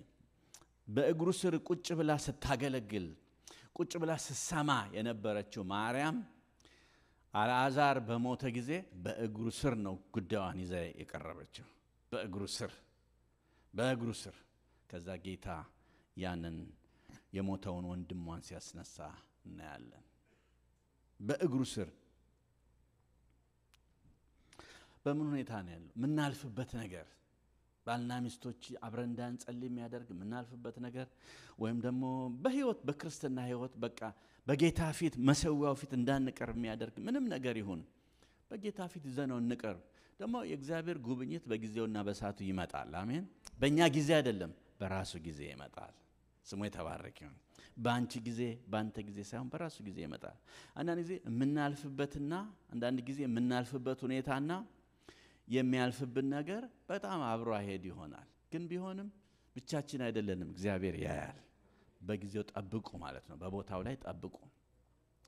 አንድ ኢትዮጵያ በአራቱም አቅጣጫ እንደው እየተፈቶ የሚያገለግል አገልጋይ የወንጌል አገልጋይ አሜሪካ መጥቶ በቃ ማይሆን ችግር ውስጥ ገባን። በቃ ስራ አጣ። 6 ወር ቆየ፣ ስራ አጣ። መመለስም አይችልም፣ አሳይለም ጠይቋል። ስለዚህ መውጣት አይችልም። ስለዚህ ስራ አጣ። አንድ የተገኘለት ስራ ምንድነው? የውሻ ማቆያ ቤት ነው የተገኘለት። ውሻ ማቆያ ተገኘለት እና በቃ 8 ውሻ፣ 7 ውሻ፣ 6 ውሻ በቃ ሊያዝናና ይዞ ይወጣል። በቃ ሁሉን በእንትን ይዞ ያዝናናል። እና አንድ ቀን እንደዚህ አልኩኝ አለ ጌታ ሆይ ያንተ አሰራርህ ግሩም ነው። በጎችን ጠብቅ ብለህ ጠርተኸኝ ውሻ ጠባቂ ልሁን? በጎችን ጠብቅ ብለኸኝ 27 ዓመት በኢትዮጵያ ከዳር እስከ ዳር ስሰብክ ሳገለግል ኖሬ እዚህ መጥቼ በጎች የሚለው ተቀይሮ ውሻ ጠባቂ ሆንኩኝ። ግን አለ ጠብቃለሁ አንተን፣ እነዚህን ውሾች እየጠበቅኩ አንተንም ጠብቃለሁ። ምክንያቱም እኔ የማልፍበትን ሁሉ አንተ ሳታውቀው የሚሆን ነገር የለም። ታውቃላችሁ፣ እግዚአብሔር ሳያውቀው የሚሆን ነገር የለም። የፈርዖን ልጅ ሙሴን እንድታነሳ ያደረገው ራሱ እግዚአብሔር ነው። ቤተ መንግስት እንዲገባ እንዲቀመጥ ያደረገ እግዚአብሔር ነው። 40 ዓመት ሙሉ እዚያ እንዲያድግ ያደረገ እግዚአብሔር ነው። እግዚአብሔር ነው። 40 ዓመት ቆይቶ ከዛም በኋላ አንዱን ገድሎ ሊወጣ ፈለገ። እግዚአብሔር በዚህ አይነት መንገድ አይደለም እኔ ሚሽንን ባንተ መፈጽመው ብሎ ሌላ ትምህርት ትንሽ ኮርስ ይቀረዋልና ሌላ 40 ዓመት ደግሞ ምድረ በዳ ወሰደው ሌላ ኮርስ። እግዚአብሔር ሲጨርስ ስራውን ሲጨርስ የኛንም ነገር ይጨርሳል። አሜን። ይሄ ሰውዬ ጠበቀ እዚያው። ታውቃላችሁ 6 ወር 7 ወር በላይም አልቆየም።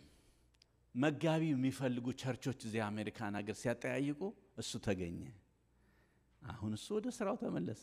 ከውሻ ጠባቂነት ወደ ሰው አገልግሎት ወደ ቀድሞ ተመለሰ። ምን ማለት ነው? እግዚአብሔር የምታልፉበትን ነገር ያውቃል። ባላችሁበት ጠብቁ። አንድ ላይ እየጸለያችሁ በእግሩ ስር ሆናችሁ ጠብቁ። መቼ ነው ለመሆኑ የምንጸልየው? በምቹ ጊዜ ነው የምንጸልየው። እኛ በአብዛኛው የምንጸልየው ችግር ሲገጥመን ነው። ችግር ሲገጥመን በቃ ስራ ስናጣ ወይ የሆነ ነገር ወይ ቤተሰብ ሲታመም ወይ እኛ ስንታመም ወይ አገር እንደዚህ ሲታመስ ምን ሲሆን የዛን ጊዜ እንጸልያለን። ጥሩ ነው መጸለይ፣ ግን በምቹ ጊዜ ጻድቅ በምቹ ጊዜ ወደ እግዚአብሔር ይቀርባል። የጥፋት ውሃም አያጠፋውም ወይም አይደርስበትም ወይ ወደሱ አይቀርብም ይላል። በምቹ ጊዜ ወደ እግዚአብሔር እንቅረብ። ጸሎት ፕሮግራም ሳይሆን የጸሎት ፕሮግራም ሳይሆን የጸሎት ህይወት ነው መሆን ያለበት። የጸሎት ህይወት በቤታችን ያንን ስናደርግ ነገሮች እየተስተካከሉ ይሄዳሉ። እንደ ቃሉ እንጸልይ። ስለዚህ ስንጸልይ አንደኛ ስንጸልይ ምን ብለን እንጸልይ? እነዚህ አክት የሚሉትን መከተል ጥሩ ነው። አክትስ ሐዋርያ ስራ ነው። ግን ኤ አዶሬሽን ነው። ሲ ኮንፌሽን ነው። ቲ ታንክስ ጊቪንግ ነው። ሲ ሰፕላይ ነው። ሰፕላይ ማለት መጨረሻ ላይ ማሳረጊያ ነው። ጌታ ሆይ ህመሜን አንሳልኝ፣ ትዳር ስጠኝ ምናምን ሰፕላይ ነው። መጀመሪያ የሚሆን አይደለም። እንደ ተንበረከክን መጀመሪያ የሚሆነው ምንድነው? አዶሬሽን። ምን ማለት ነው? አመሰግንሃለሁ ከዋክብቶችን በሰማይ ላይ ያስቀመጥክ፣ ደግሞ እያንዳንዳቸውን በስማቸው ትጠራቸዋለህ። አቤት ድንቅ ስራ፣ ሰማይና ምድር ያገጣጠምክ አቤት ያንተ ስራ። በእናት ወድ ውስጥ አጥንትን አዋደህ ልጅ አድርገህ የምትፈጥር ስም የተባረከ ይሁን። አዶሬሽን ነው። በቃ የእግዚአብሔርን ታላቅነት አዶሬሽን ማለት praise God for who he is, what he has done for us እና ለኛም ስላደረገው ነገር እሱ ደግሞ ማን እንደሆነ የሚል ነው። ኮንፌሽን ያው ንስሐ ነው። ከዛ ቀጥሎ ደግሞ አንተ እንደዚህ ሆነ ሳለ እኔ ደግሞ ይሄን ሆኛለሁ ይቅር በለኝ ብለን ወደዛ እንመጣለን። ታንክስ ጊቪንግ ደግሞ ስለሆነው ነገር ምስጋና። በተለይ ምስጋና እግዚአብሔር አንዳንድ ነገር ተሰባስበን ሳናመሰግን ለምንድን ነው የምንለያየው እላለሁ። እዚህ አሜሪካ እንደታዘብኩት የሆነ የቤቢ ሻወር፣ እንግዲህ ቤቢ ሻወር እህቶች ብቻ ነው የሚሰበሰቡበት እና በቃ ተሰብስበው በቃ ተጫውተው ተንጫጭተው ምን ብለው ተሳስቀው ይለያያሉ። ቃል አልተነበበም፣ ጸሎት አልተደረገም። እንዴት የተሰበሰብነው እኮ እሱን ለማመስገን ነው። ምክንያት ፈጥረን ማለት ነው። ምክንያት ፈጥረን። ስለዚህ ሁሌ ስትሰበሰቡ ሁሌ ቃል መነበቡንና እንደው አጭር ቃል የሚሆን ጸሎት ምስጋና ለጌታ መሰጠቱን እርግጠኛ መሆን አለባችሁ። የግድ ፓስተር መገኘት የለበትም፣ ሽማግሌዎች መገኘት የለበትም። እናንተ ራሱ መጋቢዎች ናችሁ ለቤታችሁ ማለት ነው። የሆነ ሁሉ ጊዜ ጌታን ማመስገን በፊቱ መጸለይ ያስፈልጋል። በጥሩ ሞቲቭ እንጸልይ። በጥሩ ሞቲቭ ሆነን እንጸልይ። እንዲሁም ደግሞ በኢየሱስ ስም ጸሎታችንን እንዝጋ። ብዙ ጸሎት ክፍት ይሆናል። ጸልየን ዝም እንላለን። መጽሐፍ ቅዱስ ምን ይላል? ማናቸውም ነገር በስሜ ብትለምኑ እኔ አደርገዋለሁ። መጨረሻ ላይ በኢየሱስ ስም ብለን ነው ማሰር ያለብን ማለት ነው። በኢየሱስ ስም ብለን ማሰር አለብን። በትህትና እንጸልይ። በእግሩ ስር ሆነን በትህትና ማርያም በእግሩ ስር ሆና እንደምትሰማ ማለት ነው። ኢቲሲ ስንማር እዛ ኢትዮጵያ ወረቀት እንጽፋለን እና ወረቀት ስንጽፍ አስተማሪያችን ያን ወረቀት ያርማሉ፣ ከዛ ይሰጡናል። የኔ አንዱ አስተማሪ የዚህ ሀገር ሰው ነው፣ አሁን ሞቷል። ስቲቭ ስትራውስ ይባላል። ያውቀዋል ዶክተር ፓስተር ያውቀዋል ብዬ አስባለሁ። እና እሱ ካረመልኝ በኋላ መጨረሻ ላይ ምን አለኝ? እኔ ስጽፍ እዚያ ላይ ኢቫንጀሊስት ደሞዝ ብዬ ነው ከስር ያደረኩት እና ኢቫንጀሊስት የሚለው ኢ በካፒታል ሌተር ነው የተቀመጠው። እሱ ምን ብሎ ጻፈ? ደሞዝ አንተ ኢቫንጀሊስት አይደለም፣ ኢ በካፒታል የሚጻፈው እነ ዮሐንስ እነ ማቴዎስ ናቸው፣ አንተ ካፒታል ኢ ሳትሆን ስሞል ኢ ነህ የሚል አስተያየት ሰጠኝ። ተቀበልኩኝ። አዎ ሁሌ ያለው እኔ ስሞል ኢ ነኝ ይላል ሁሉ ጊዜ። መጽሐፍ ቅዱስ ምን ይላል? እርሱ ሊልቅ እኔ ግን ላንስ ይገባል ይላል። የጫማውን ጥፍር እንኳን ልፈታ አይገባ። ግሎሪፋይ የሚያደርገው በጣም ኤግዞልትድ የሚያደርገው ከፍ የሚያደርገው እሱን ነው። እርሱ ሊልቅ እኔ ግን ላንስ ይገባል። በስጋ እኮ ታላቅ ዮሐንስ ነው። ዮሐንስ የ6 ወር ሆኖ ማርያም የ3 ወር ሆና ወደ ቤት ሄደው ነበር። እንድትጎበኛት ሄዳ ትዝ ይላችኋልና በእናቱ ማህፀን ውስጥ ነው እንኳን ጀምሯን አገልግሎቱን። የጌታዬ እናት ወደ እኔ ትመጣ ዘንድ እንዴት ይሆንልኛል? ድምፅሽን በሰማ ጊዜ ጽንሱ በማህፀኔ በሆዴ ውስጥ ዘለለ።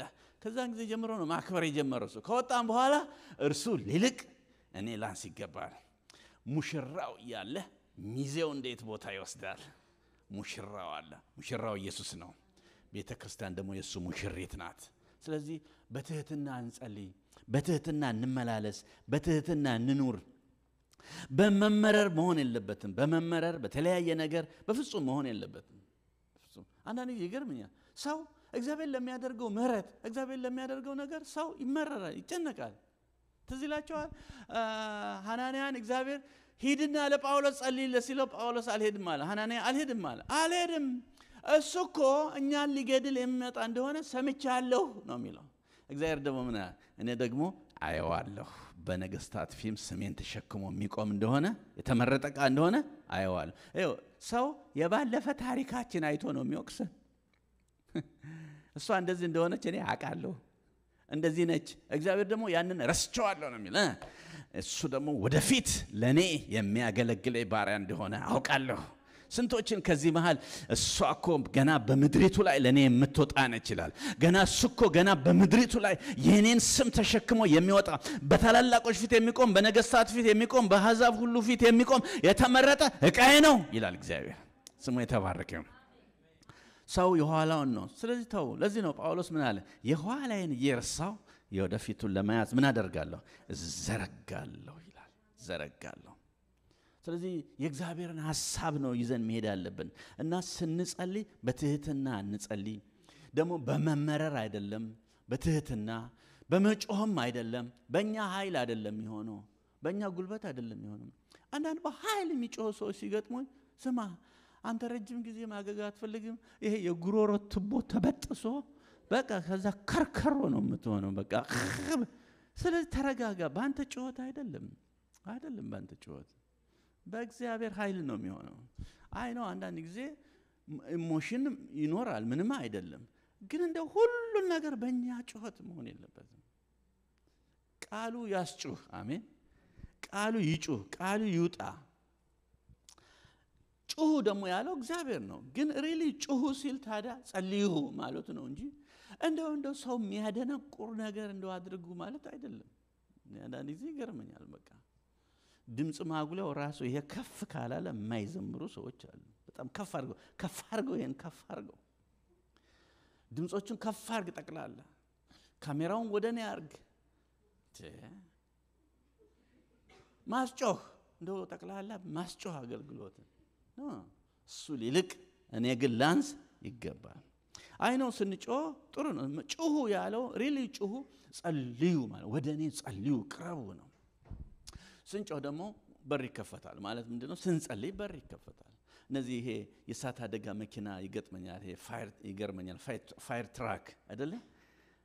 ይሄ የአሜሪካ አንዱ ከመወደው ሲስተም ሲጮህ ሁላችን ወደ ዳር ወደ እንለለ ካላልክ እኮ አለው ራሱ ቢሄድብህም ምንም እሱ የሚያጠፋው እንትን የለም። ህግን ጥሰሃል። ስለዚህ ሲጮህ እንለቃለን። እኛ በር መንገድ እንለቃለን። ካልጮህስ አንለቅም። አንዳንዴ እኮ አብሮን ከኛ ጋር ይሄዳል እዚሁ እየተጋፋ ትልቁ የፋየር እንትን ስላልጮህ እኮ ነው። መብራት ጠብቆ ነው የሚሄደው። እኩል ከኛ ጋር ነው የሚሄደው። የማይጮኸው ደግሞ ለምንድነው? ውስጡ መልእክት የለውም። አየ ውስጥ ያለው እኮ ነው የሚያስጮኸው። የወለደች ሴት ትኖራለች። ኢመርጀንሲ በመኪና አደጋ የተጎዳ ሰው ኦክሲጅን ተገጥሞለት ሊሞት ነው። ውስጥ ያለው ነው የሚያስጮኸው። ውስጥ ምንም ከሌለ ዝም ብሎ ከሆነ የሚሄደው አይጮህም። እኛ ጋር መልእክት አለ። ውስጥ ያለ እግዚአብሔር ያስቀመጠው። ስለዚህ በሱ ፊት መጮህ አለብን፣ መጸለይ አለብን፣ መቅረብ አለብን። ሁሉ ጊዜ በትህትና ስንጮህ ተቆጥተን አይደለም። አንዳንድ ጊዜ እግዚአብሔርን የሚቆጡ ሰዎች ሁሉ አሉ። ጌታ ሆይ እስከ መቼ ድረስ ወረቀት ሳላገኝ እንዴት እኔ ወረቀት እንዴት አንተ ያለ እንደው እግዚአብሔር ቢገለጥ እንዴት ሳላገባ ቆሜ ልቅር ጌታ ሆይ እስቲ ወንዶችን ልባቸውን ክፈት፣ አይናቸውን ክፈት። በአቤት የኛ ቤተክርስቲያን ወንዶች አረ ጌታ ሆይ አስባቸው። እኔ ሳላገባ ሰው በ18 ዓመቱ ያገባል። 30 ዓመት ሞላኝ ደፈንኩኝ እኮ 218 እኔ እስከ መቼ ጌታ ሆይ ምርር። የእግዚአብሔር ልብ እንደዚህ ማሳዘን አትችይም። እንደዚህ አይደለም። ጌታ ኢየሱስ ሲጸልይ ምን አለ? ፈቃድ ቢሆን ይህች ጽዋ ከኔ ትለፍ፣ ፈቃድ ካልሆነስ በቃ እርዳኝና በዚህ ውስጥ አልፌ ፈቃድን ፈጽማለሁ ነው አይደለ? መመረር የለብንም። ያዕቆብ ድንጋይ ተንተርሶ ነበር ይላል። አሁን አንዳንድ ክርስቲያን እንዴት ድንጋይ ይንተራሳል? ምን ይኖራል? ክርስቲያን አይደል እንዴ? ጌታው እንዴት ድንጋይ ያንተርሰዋል? አንዳንዴ ድንጋይ መንተራስ አለብን። በዚያውም ውስጥ ግሬትፉል ነው መሆን ያለብን። ማመስገን ነው ያለብን። ስንጸልይ እንደ ቃሉ እንጸልይ። ቅድም እንዳልኩት ፈቃድህ በእኔ ላይ ትፈጸም እንዳለ እንደ ቃሉ እንጸልይ፣ እንደ ቃሉ እንተንብይ፣ እንደ ቃሉ እንኖር፣ እንደ ቃሉ እናገልግል። እንደ ቃሉ ነው መሆን ያለበት። ቃሉን የተሞላ ይሄን ነው የሚያደርገው። በሁለት ሐሳብ ሆነን አንጸልይ። ሁለት ሐሳብ ያለው በልቡ የሚወላውል አንድ እንኳን አይደረግለትም ይላል። በሁለት ሐሳብ ሳይሆን ቆርጠን እንጸልይ። ቆርጠን ባለማቋረጥ ሳይሆን በመቁረጥ እንጸልይ። ይሄ ኮንሲስተንሲ ችግር አለ። አንዳንዴ እንጸልያለን፣ አንዳንዴ ይቋረጣል። ግን ኮንሲስታንት የሆነ ነገር። ሩት ቆረጠች ጌታን ለመከተል። ኦርፋ ግን አቋረጠች። ኦርፋ አልመለሳለሁ አለች። ሩት ግን ቆረጠች፣ ወደፊት ሄደች። እግዚአብሔር ከሩት ጋር ሆኖ በምድርም በሰማይም መታሰቢያ ሰጣት። ባለማቋረጥ እንጸልይ። ባለማቋረጥ ተስፋ እንቁረጥ። ለወጣቶች አንድ ነገር መናገር እንፈልገው። ወንድም ሴትም እጮኝነት በቃ እየጠየቁ ያቋረጡ ብሬክ ያቋረጡ የሚሄዱ ብዙ በተለይ ብዙ ወንዶች ገጥመውኛል። እስካሁን ብዙ ወንዶች ናቸው ሪካርዱን የሰበሩት። ይጀምራል፣ ብሬክ ያደርጋል። ዩኒቨርሲቲ ያለ ጀመረ ከአንዲት ልጅ ጋር አቋረጠ። ከዛ ተመርቆ ሲወጣ ስራ ጀመረ። እዛ ስራ መስሪያ ቤት አንዲት ልጅ ጀመረ፣ አቋረጠ። ሌላ ስቴት ቀየረ፣ ሌላ ስቴት ሄዶ ጀመረ፣ ከአንዲት ጋር አቋረጠ። አይሆንም ብሎ ሌላ ስቴት ጀመረ፣ አቋረጠ። በኦንላይን ደግሞ ኢትዮጵያ በመላላክ ጀመረ፣ አቋረጠ። አሁን ይሄ ሰው ቢሞት ማን ተብሎ ነው የሚለቀሰው? ጅምሩ በየቦታው ጀመረ ሳትፈጽመው ፍግም አልክ። በቃ ጅምሩ። ኮንሲስተንሲ አንድ ጋር ጀምረን እናቋረጥ እንችላለን። ምንም አይደል የእግዚአብሔር ፈቃድ ካልሆነ። ግን ዝም ብሎ መጀመሪያ እስቲ መሰዊያው ጋር እንቅረብ። አንድ ላይ ወጣቶች አንድ ላይ ሆነ ወጣቶችን ስመክር ነው የምንላለሁኝ። ጮኛ ስትፈልጉ ወደ እግዚአብሔር ፊት ስትቀርቡ ላለው ወንዶችን የመጠየቅ መብት አለኝ ብላችሁ ሁሉን አትጠይቁላለሁ። የመጠየቅ መብት ሴትም ከተሰማት መጠየቅ ትችላለች። መጽሐፍ ቅዱስ ሴት መጠየቅ የለባትም የሚል የለም። ነገር ግን ከባህላችን አንፃር ከወንድየው ቢመጣ ጥሩ ነው ይባላል። እሺ ከወንድየው ከመጣ ሁሉን አትጠይቅ፣ ግን ጸልይ ይላለሁ። ለምሳሌ አንዳንድ ሐሳብ ሲመጣ ምንም አይደለም። ለምሳሌ 4 እህቶች ወይም 5 እህቶች ወደ ሐሳብ ከመጡ አትገስጽ። በኢየሱስ ስም 5 እህት እኔ በማህበር አላደራጅ ምን ያደርግልኛል ብለህ አትገስጽ። 5 እህቶች መጡ። ኦኬ ጌታ ሆይ ዓለሚቱም መታለች፣ ሜሮንም መታለች፣ ትህትናም መታለች፣ ሳሮንም መታለች። እኔ እንግዲህ 5 አላገባም እንደምታውቀው የፈረስ ጉልበት የለኝም እኔ ቃልም አይፈቅድም። ነገር ግን ከነዚህ ከ5ቱ ለኔ የትኛዋ እንደሆነች ፈቃዴን ግለጥልኝ ማለት ይቻላል። የሚቻለው እነሱ ሳያውቁ ነው። 5ቱንም ጠይቀህ ላንቺም አለውሽ ላንቺም አለውሽ ላንቺም አለውሽ ላንቺም አለውሽ ብለህ ፈቃድ መጠየቅ አትችልም። እነሱ ሳያውቁ ወደ አእምሮ መጥተዋል። ማን ያውቃል? እግዚአብሔር ከዛ ውስጥ አንዷን ሊሰጥህ አስቧል ማለት ነው። ስለዚህ መጸለይ ያስፈልጋል። ግን እሺ ብለህ ከጠየቅክ በኋላ በቃ ከሷ ጋር ከተስማማችሁ በኋላ ከ5ቱ እህቶች 4ቱን ሚዜ ማድረግም ትችላለህ። ወይም ደግሞ የቤተ ክርስቲያን በክርስቶስ ወንድምና እህቶች ናችሁ በቃ በዛ ትቀጥላለህ። ታሪኩን አንተ ነህ የምታውቀው፣ አንተና እግዚአብሔር እስከ መጨረሻ ተቀብሮ ይኖራል ማለት ነው እንጂ ካገባ በኋላ ይገርማችኋል። አንቺም እኮ አስቤሽ ነበር አንቺም አስቤሽ ነበር ማለትም የለብም። ጥበብ አይደለም ለሚሰሙት ጸጋን አይሰጥም እንጂ መገሰጽ የለ። እህቶችም እንደዚሁ አንዳንድ ጊዜ ያላገቡ እህቶች መንፈሳቸው ክፍት ነው። ክፍት መሆኑ ምንም አይደለም። ስለዚህ ይመጣል፣ መሳሪያ ተጫዋቹም ይመጣል ወደ ሐሳብሽ፣ ፕሮግራም መሪውም ይመጣል፣ እንደገና የልጆች አስተማሪውም ይመጣል፣ እንደገና ደግሞ ሶሎ ዘማሪውም ይመጣል። በቃ ከምዕመናን መካከልም ደግሞ እንትና ይመጣል እና ሲደመሩ 1 4 5 6 ይሆናሉ። ሁሉንም ምንም ማድረግ አትችይም። ስለዚህ ጌታ ሆይ የትኛው ነው የኔ ከዚህ ማህበር ውስጥ አንዱን ለይልኝ፣ ፈቃድ ይፈጸም፣ ስጠኝ አንዱን ብለሽ መጸለይ ትችያለሽ። ግን እነሱ ማወቅ የለባቸውም። ምልክት እንኳን ማሳየት የለብሽም። ያ ማለት ሰላም አትበይ ማለት አይደለም። ነገር ግን ከነዚያ ውስጥ አንዱ ከታወቀ በኋላ ከዛ በኋላ ሌሎቹን በቃ በውስጥ ቀብሮ እናንተ ነው የምናውቀው በቃ ለሱ ሰጀስት ማድረግ ይቻላል። ለዛ ለጓደኛሽ እነከለ እኮ ሚዜ ሊሆኑ ይችላሉ ብሎ ሰጀስት ማድረግ ይቻላል። መጽሐፍ ቅዱስ በእምነት እና በጥበብ መመላለስ እንዳለብን ይሄን ነው የምናገረው። ሁለተኛው ይሄ ጸሎት ነው። ሁለተኛውና የመጨረሻው ዛሬ በዚህ ስር በእግሩ ስር ሆና ማርያም ምንድነው የምታደርገው? ታመልከዋለች። በቃ ወርሺፕ ታደርገዋለች፣ ታመልከዋለች። ይሄ የማይወሰድ ድል ነው ያለው። ሁሉ ጊዜ በጌታ ፊት ሆና ታመልከዋለች፣ ጌታን ታወድሰዋለች ጌታን። እና በእግሩ ስር አብረን በምስጋና መቅረብ አለብን። ትናንት እንዳልኩት ያልተደረገልን ምን አለ? ያልተደረገልን ምን አለ? ምስጋና ከሚሰጡ ሰዎች አንዱ እኛ ነን። ተመልከቱ እንዴት አርጎ እግዚአብሔር እንዴት አርጎ በዛ በደቡብ አፍሪካ አርጎ በኬንያ አርጎ በዛ አርጎ በጣሊያን በባህሩ አርጎ በሜክሲኮ አርጎ እንዶ በስንቱ አቆራርጠን አንዳንዶቻችን በቦሌ ነው የመጣን፣ አንዳንዶቻችን በባሌ በኩል አቆራርጠን እንዴ አርጎ አዙሮ እዚህ ተከለና ያልተከልነው ወይን እንበላለን፣ ያልሰራው ቤት ውስጥ እንኖራለን። የቤታቸው እኮ የኮርኒሱ እኮ ውስጥ ያለውን የመብራት አካሄድ የእንትኑን አታውቁትም እኮ እንዴት እንደተሰራ አናውቅም። ከተሰራ በኋላ ነው የገባ ነው። ለዚህ ነው መጽሐፍ ቅዱስ ያልበላችሁትን በበላችሁ ጊዜ ያልሰራችሁበት ቤት በተቀመጣችሁ ጊዜ ጉልበቴ ዕውቀቴ ይሄን አደረገ እንዳትሉ ክብሩና ክሬዲቱ ለማስጡ ነው የሚለው፣ ለእግዚአብሔር ስጡ ነው የሚለው። በጣም ይገርመው። ራሱ ሰውነታችን እኛ አናቅም። ይነግሩናል ትምህርት ቤት ስንማር ላርጅ ኢንተስታይንና ስሞል ኢንተስታይን አለ የሚባል ተምረናል። አንዳንዴ እኔ ሆዴን ሲያመኝ እጄን እጭንና ጌታ ሆይ በሳይንስ ላርጅና ስሞል ኢንተስታይን ቢዘረጋ ዓለምን የሚዞር የሚባል ሰምቻለሁ። ግን የማላቀውን ነገር ተሸክሜ ከሚዞሩ እንስሳዎች አንዱ ነኝ። የት ጋር እንደሆነ አላቅም፣ ግን አንተ ያስቀመጥከው ታውቃለህ።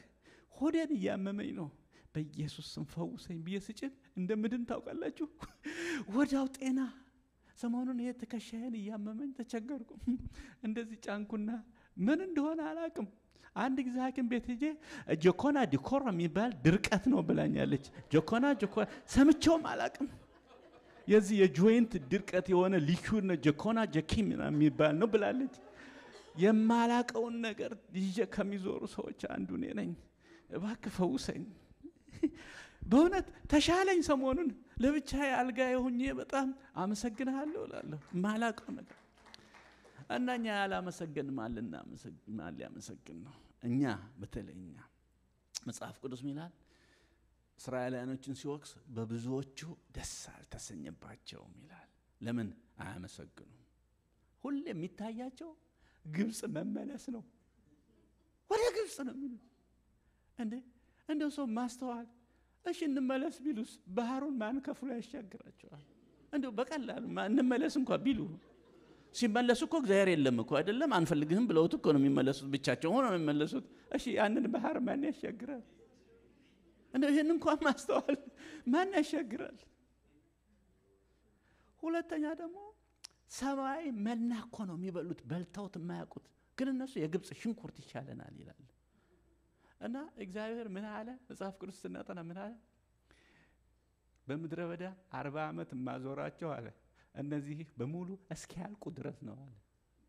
እስኪያልቁ ድረስ እኮ ነው እነዚህ ከግብጽ የወጡት በሙሉ እስኪያልቁ ድረስ ያዞራቸውና እነሱ የሄዱ ይመስላቸዋል። ዞራው ግን እዛው ሲና እዛው ይዞሩና እዛው ነው ጌሴም ምንድነው የሚባለው ያ ዞራው የሚመጡበት ከጌሴም ወደ ጌሴም ነው ይዞሩና መልሶ እዛው ይዞሩና መልሶ እዛው ነው የሚመጡት። ለዚህ ነው መጨረሻ ላይ ይህን ተራራ መዞር ይበቃቸዋል ያለው እግዚአብሔር። እነሱ እየሄዱ ነው የሚመስላቸው እንጂ እየዞሩ አይመስላቸውም። ለምን? አምሯቸውን ሁሉ ወስዶታል። ለምን አያመሰግኑም? 40 ዓመት ሙሉ በምድረ በዳ ሲሄዱ ስራቸው አንድ ነገር ብቻ ነበር። ምንም አይቆፍሩም፣ መና ነው የሚበሉት። ልብስ ማያረጅም፣ ጫማ ማያረጅም። ያው 40 ዓመት ያው ነው። የሚገርም እኮ ነው የእግዚአብሔር ስራ። ሰው ይሄን እያየ አይደነቅም? ይገርማል። የካቻምናው ጫማዬ አሁንም አልሰፋኝም፣ አልጠበበኝም፣ ያው ነው አይሉም። ምንም ይሄ የእግዚአብሔር ተአምር እሱ ተወስዶባቸዋል። ስለዚህ ያጉረመርማሉ። እና ስራቸው ምንድን ነበር? ምን ይስሩ? ምግብ ከመና ከሰጣቸው ልብስም ምንም ለልብስም የማይገዙ ቢልም የሚከፍሉት ካሌለ ምን ይስሩ? ስራቸው አንድ ነበረ። ስራቸው መቃብር መቆፈር ብቻ ነበር። አንዱ ሲያጉረመርም ቆፈር አድርገው ቀብረው ሲሄዱ ሌላው ሲያጉረመርም እሱንም ቆፈር 40 ዓመት ሙሉ መቃብር ሲቆፍሩ ኖሩ። የማያመሰግን ህዝብ እንደዚህ ነው። በቃ ሩጫውን አይጨርስም። ስለዚህ እግዚአብሔር ምን አለ? እነዚህ ልጆቻችን በምድረ በዳ ያልቃሉ ያላችኋቸው ይወርሳሉ፣ እናንተ ግን እዚህ ትቀራላችሁ። ታውቃላችሁ? አሮጌው ትውልድ አያመሰግንም። አዲሱ ትውልድ በምድረ በዳ የተወለዱት እነሱ ግብጽን ስለማያውቁ በመናው ይደነቃሉ። ዋው ዛሬ ወረደው መና ሰማ ይላል። አዲሱ ትውልድ አድናቂ ነው። አሮጌው ትውልድ አድራቂ ነው። 10 ጊዜ ተፈታተኑ አደረቁኝ እኮ ነው የሚሉ አድራቂ ናቸው። አድራቂ በሙሉ እስከሚያልቅ እንደዚህ ነው። በዚህም ዘመን እንደዚህ ነው። በዚህም ዘመን አሮጌው ትውልድ አያመሰግንም። ለምን እንደው እንጃ የመጣበትን ያየ እንደው በቃ እኛን ማመስገን ያለብን። እንደውም አዲሶቹ ምን ያውቃሉ? አሁን የኛ ልጆች ምን ያውቃሉ? ቤት እንደመጣን ምንም ያውቁት ነገር የለም። እኛ አሜሪካን ኤምባሲ ስንገባ የ6 ዓመት ልጃችን እዛው ግቢ ውስጥ ኳስ ይጫወታል ወይም የሆነ ጌም ይጫወታል። እኛ እኮ ቪዛ ይሰጠን ይሆን አይሰጠን ይሆን? እኛ በቃ እዛው ምጥ ላይ ነን። እሱ ይጫወታል። እንደው አንዳንድ እንደሱ ባደረገኝ ትላላችሁ። እሱ አዲሱ ትውልድ የሚያውቀው ነገር የለም። ይመታ አይመታ የሚያውቀው ነገር የለም። ተመታ መጣን እዚህ ከመጣን በኋላ ያው ሁሉን አየ ትንሽ ይያለ ወደ ኢትዮጵያ ትሄዳለህ ወይ ስለው አልሄድም ይላል ትንሽ ያለ ለምን ዋይፋይ የለም ይላል አሁን ትልቅ ሆነ አሁን ግን እየተሻሻለ ነው ገብቷል ዋይፋይ ስለው አሁንም አይፈልግም የ9 ዓመት ልጅ ይያለ ፎርም ስንሞላ እኮ ነው ይጠየቃል ምንድነው ዘር ብራውን ዋይት ነህ ብላክ ነህ ወይስ ላቲኖ ምናምን ይላል እና እኛ ምን ሞላው የሁላችን ብላክ አፍሪካን አሜሪካን ምትል ኦፕሽን አለች እሷን ነው ቲክ የምናደርገው ፎርም እኔ እሱን ቲክ ሳረግ ይሄ 7 ዓመት ወንድ ልጅ ያ ግራ የተጋባው ማለት ነው ኖ ይላል እኔ ብላክ አፍሪካን አሜሪካን አይደለሁም ይላል እንዴ አረነ መልከን ለምን አታይም አይ አይደለሁም አሜሪካዊ ነኝ ይላል በግድ አስገድጄ ያው ብላክ አፍሪካን የሚለውን እሱ ነው ራይት ማለት ቲክ ማረገው ማለት ነው እሱ ነው ቲክ ማለት ትልቅ ልጅ ሆኖ የ16 ዓመት ልጅ ሆኖ ትምህርት ቤት ፒክ ላረገው ሲሄድ ግቢ ውስጥ አይገባም ሰልፍ ሆኗል ከዛም በኋላ እሱ ጠፋኝ ከዛ ስልክ ደውዬ where are you ባምሊ ስለው ዳድ እዚህ አንድ ሴት አንድ ሬሲስት በጥቁርነታችን እንትን ብላ ብላክ is matter black matter የሚል ሰልፍ እያደረግን ነው አለኝ yes you are African black African American አልኩኝ ሰልፍ ላይ ነኝ አለ እየተቃወምን እሷን ተመልከቱ አዲሱ ትውልድ ብዙ አይገባውም ምናልባት ከፍ ሲሉ ትንሽ ሊገባቸው ይችላል ስለዚህ እኛ ትልልቆቹ ማመስገን አለብን እኛን አይቶ አባዬ የሚያመሰግነው ማየ የምታመሰግነው የማየን አምላክ እከተላለሁ ያባየን አምላክ እከተላለሁ ይላል በነገራችን ላይ ልጆቻችን ስለ ልጆች ትንሽ ልናገር ልጆቻችን የኛ ትምህርት ቤቶች ናቸው በተለይ አሜሪካን ሀገር የተወለዱ ልጆች ወይም በልጅነታቸው እዚህ መጥተው ያደጉ ልጆች በጣም ኢኖሰንት ናቸው የኛ ትልልቆቹ አድገው ነው የመጡት የ15 እና የ17 ሆኖ ነው የመጡት ትንሹ ግን የ6 ዓመት ሆኖ ነው የመጣው ለዚህ ነው ትልቁ አግብታለች ሁለተኛዋ ተግባብታለች ሶስተኛው ግራ ተጋብቷል እምላችሁ ሁለት ካልቸር ነው ግራ ያጋባው እና በቃ ቅድም እንዳልኩት ትናንት ሁሉን ነገር ዋይ ነው የሚለው በቃ ሁሉን ነገር ዋይ አንዳንዴ እናቱ ስትቆጣው ማም can you come down please ይላል ስለ ጥፋቱ እኮ አይደለም የሚከራከረው ይሄ አፕሮችሽን ለዘባርጊው ነው የሚለው ማም can you come down please ይላል እና ድንግጥ ትላለች እና እኛ ጥቁሩ ፈረንጅ ነው የምንለው ስሙ ራሱ ጥቁሩ ፈረንጅ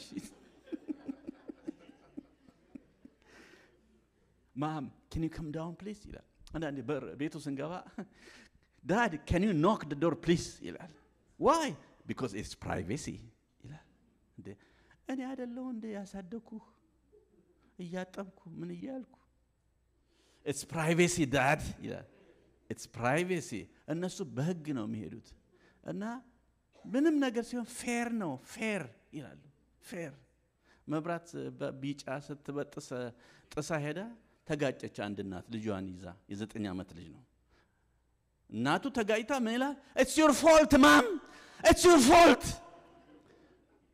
ለምን በቢጫ ሄድሽ እኮ it's your fault mom ይላል እና ፖሊስ ሲመጣ አየችና ዞር ብላ አለች ፖሊስ ሲመጣ መስኮት አውርዶ it's my mom fault አለ ፖሊሱ yes sir thank you ዳር ኢኖሰንት አይተባበሯችሁም በውሸት ምናምን አይተባበሩም በፍጹም 10 ዓመቱን አክብሮ የሆነ መናፈሻ ላስገባ እንደ ትናንት ውርና ያከበረው ሰኞ ስንሄድ ይሄ ግራ የተጋባው ልጅ አይሆንም አለ እኔ 20 ብር ነው የሚከፈለው ከ10 ዓመት በታች ከሆነ አይከፈልም ትናንት ነው ልደቱና 10 ዓመት ጨርሶ ትናንት ነው ጨርሶ ወደ 11 ገና አንድ ቀን ነው የገባው እኮ 10 ዓመቱን ትናንት ጨረሰ እኔ ይራራልኛል ብዬ 20 ብር አድናለሁ ብዬ ዞር ብዬ ባምሊ what do you think ትናንት ነው ያከበርከው no dad still I'm 11 አለኝ አይተባበሩም እነሱ እና ኢኖሰንትነት ከነሱ እንማራለን ግልጽነት ከነሱ እንማራለን በቃ ከነሱ ምንም ነገር ማስረዳት አለባችሁ። መጫን አትችሉም። 18 ዓመት ከሞላቸው በኋላ ኮሌጅ ተምረው ሊማሩ ወደ ሌላ ስቴት ነው ምን ሄደው አሉ። ሁለቱ ሴቶች ልጆች አይለያዩም። ደግሞ ሌላ ቺካጎ ነው ምን ሄደው አሉ ነው። አዎ እኔና እናታቸው ተማክረን ቺካጎ ቆርጠን ላክናቸውና አንድ ሳምንት ሄደው አይተው መጡ ከጓደኞቻችን ጋር። ወደነዋል፣ ቺካጎ ነው ምን ቀጥለው አሉ። እኔና እናታቸው ደግሞ እኛ ደግሞ እንድርቁን አልፈለግንም። እዚሁ እኛው ጋር ኮሎራዶ ነው የምንፈልገው። እና እኔ ዘዴ አመጣው። ምን አይነት ዘዴ? እንዲህ እንበል አልኳት። አሁን መከራከር አንችልም። 18 ዓመት ስለሞላቸው በአገሩ ሕግ መሰረት እነሱ ናቸው የሚወስኑት። ስለዚህ ምን እንበል አልኳት። እዚህ ሀገር ከቀራችሁ ሁለታችሁም እዚህ ኮሎራዶ ኮሌጅ ውስጥ ከገባችሁ ለሁለታችሁ መኪና አንገዛለን። ከሄዳችሁ ግን ኮሌጅ ውስጥ ነው የምትኖሩት፣ መኪና ያስፈልጋችሁም አንገዛም ብለን የኛን የራሳችንን እንደ ንጹህ አባትና እናት አቀረብን። ምንም አላቅማሙም። አንሄድም፣ በቃ ግዙልን፣ እዚሁ እንቀራለን አለ። ይሄ ለሴቶቹ የሰራው ለሱም ይሰራል ብለን አሁን በዚህ አመት ነው የሚጨርሰው። ይሄ ግራ የተጋባው ይሄ ጥቁሩ ፈረንጅና ለሱም በአምላክ ደሞዝ ይባላል። እና እዚህ ከሆንክ መኪና እንገዛለን፣ እዛ ከሆንክ ግን መኪና አንገዛም ስለው it doesn't matter, I don't care about the car አለ። ይሄ ጥቁሩ ፈረንጅ ስለ መኪና እንዴ ፊት ለፊት ራሱ የሚሰማውን ነው የሚያደርገው። በቃ የሚሰማውን ነው የሚያደርገው። ልጆች ትምህርት ቤቶች ናቸው የኛ ኢኖሰንት እና መማር አለብን። አንዳንድ ነገር ልጅ ነው ብለን መቶ የራሳችን ልጅ ስለሆነ መማር አለብን። በቃ ፊት ለፊት ነው ሁሉ ነገር በግልጽነት የሚናገሩትና እግዚአብሔር በእነሱ በኩል የሚሰራው ስራ አለ። የሚቀጥለው አመት የሚቀጥለው ዘመን ሚሽነሪዎች ናቸው እነሱ። እኛ አሁን የእንግሊዝኛ ቤተክርስቲያን ከፈተን፣ እግዚአብሔር አርቷል። መጀመሪያ አማርኛ 2 ሽፍት ነበር፣ አንዱን ሽፍት ለእንግሊዝኛ አደረግን። የራሱ ፓስተር፣ የራሱ ሽማግሌዎች፣ የራሱ አስተዳደር ኖሮ the same property ነው ግን የምንጠቀመው። እና የጧቱን ከ9 ጀምሮ እስከ 11 ያለውን አማርኛውን ወደ ሁለተኛው አማርኛ ጨምረን ያ የእንግሊዝኛ ክሮስ ሌጋሲ ቸርች የሚል ተከፈተ። ከየት መጡ ሳንል ለካ እግዚአብሔር በየጓዳው ያስቀመጣቸው ልጆች አሉ። ሁሉም ተሰብስበው ጠቧል። አሁን ልክ እንደዚህ እንደ አማርኛው ያም ጠበበ። እኛ አገልጋዮች ማናቃቸው ሁሉ መጡ። ጸጉራቸውን እንደዚህ አንጨብርረው መጡ። በቃ እያንዳንዱ መጣ። በቃ እንዴት ተደሰትን። በቃ ለካ የእንግሊዝኛ ለኛ ቸርች ልጆች ብቻ አይደለም፣ በከተማው ላሉ ጠቅላላ አብያተ ክርስቲያናትም ልጆች ነው ለካ። ልጆቻቸውን በቃ እንግሊዝኛ ቸርች ተከፍቷል ያበሻ ሂዱ ይያሉ መጣ። ነጮች መጡ፣ ላቲኖች መጡ፣ አካባቢው ያሉ። ይሄንን የሚያገለግሉ ታዲያ ፓስተሮቹ እዚሁ የተወለዱ የኛ ያበሻ ልጆች ናቸው። ስሙ የተባረከ ይሁን። ስለዚህ ጌታ ክብር ስጡ። እያሳደግሽው ያለው ልጅ የዚህ ሀገር ሚሽነሪ ነው። እያሳደግሻት ያላት ልጅ የዚህ ሀገር ሚሽነሪ ናት። ንግስት ነው የምታሳድገው፣ ጠቅላይ ሚኒስትር ነው የምታሳድገው። የዚህ ሀገር ምን እንደሚሆን ነገር ልጆቻችን አናቅም። የምንችለውን ያህል እንወጣ፣ ከነሱ እንማር። ኢኖሰንት ናቸው እነሱ። በምስጋና ላይ የመጨረሻ ይሄን ተናግሬ ልጨርስ። ከተደረገብን ይልቅ የተደረገልን ይበልጣልና፣ ካልሆነው ይልቅ የሆነው ይበልጣልና ጌታን እናመስግን። አሜን። ከተደረገልን ይልቅ ካልተደረገው ይልቅ የተደረገው ይበልጣል። መጽሐፍ ቅዱሳችን ላይ የኢዮብ ሚስት ቀርባ ስደብና ሙት አለች። ስደብና ሙት።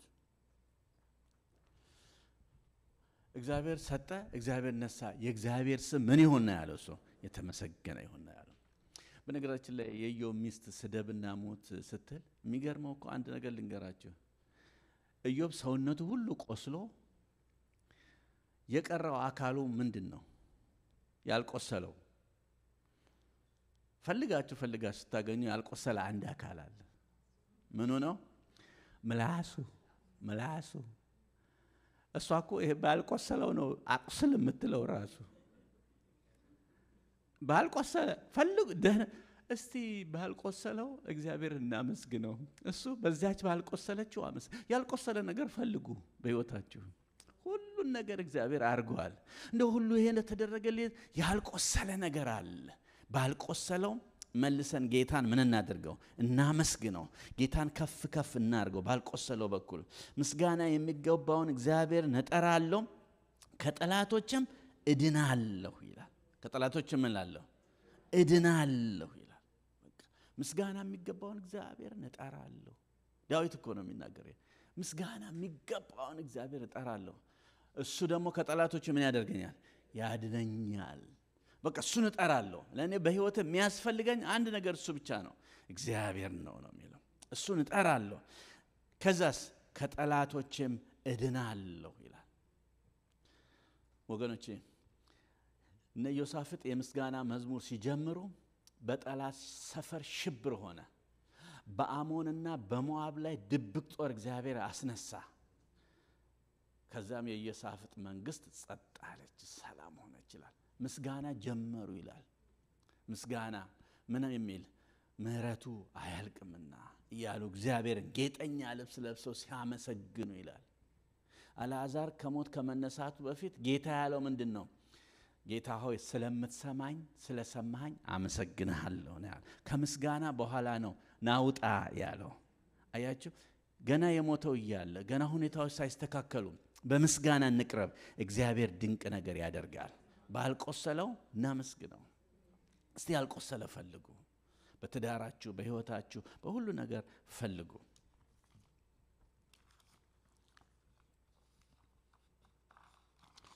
አንድ አሮጊት ሴት እያመሰገኑ እያለ ሰማ። አንድ ልጅ አየ። ወጣት ነው እሱ እና የሚያመሰግኑት እሳቸው ስለ ጥርሳቸው ነው የሚያመሰግኑ። ጌታ ሆይ ስለ ጥርሴ አመሰግናለሁ ይላሉ። ስለ ጥርሳቸው አመስግናችሁ ታውቃላችሁ? መቼ ነው የምናመሰግነው? የጥርስ በሽታ ከያዘን በኋላ ሲነዘንዘን እና ወይ አስነቅለን ወይ የሆነ ተመስገን ጌታዬ፣ እንዴት የጥርስ ነገር ነው የምንለው። ጥርስ የማይረሳው ህመሙና ሜዲካል ይሄ እንትኑ ራሱ ሜዲኬድ ራሱ አይሸፍንም ይላሉ። ጥርስ ኃይለኛ ነው። እሳቸው ግን የሚያመሰግኑት ስለ ጥርሳቸው 32 ጥርስ ውስጥ 2 ጥርስ ብቻ ነው የቀራቸው። 30 ሉዝ አድርገው ነው የሚያመሰግኑት። የላቸውም 30 አርጅተዋል። 2 ብቻ ነው የቀራቸው እና ጌታ ሆይ እያሉ ማለዳ ማለት ስለ 2 ጥርሶቼ አመሰግናለሁ ይላሉ።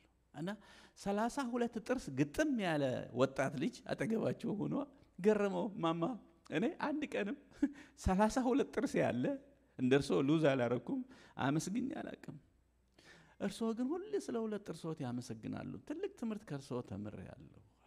እሳቸው እንደዚህ አሉ። እኔ እኮ ማመሰግነው ስለ 2 ጥርሶች ብቻ አይደለም ልጄ ያሉ፣ እግዚአብሔር 2 የተረፉት ጥርሶቼ እንዲነክሱ ከላይና ከታች ስላረገልኝ ጭምር ነው አሉ። አየ፣ ከታች ብቻ ቢሆኑ የላይኛውን ዲድ ያቆስላሉ። ከላይ ብቻ ቢሆኑ ሁለቱም የታችኛውን ያቆስላሉ። እና እሳቸው ከላይና ከታች እናመስግን ብንል ብንፈልግ ስንት ነገር ሞልቷል ማለት ነው። እናመስግን ብንል የሚያስፈልገው ስንት ነገር ነው? አንድ ነገር ነው።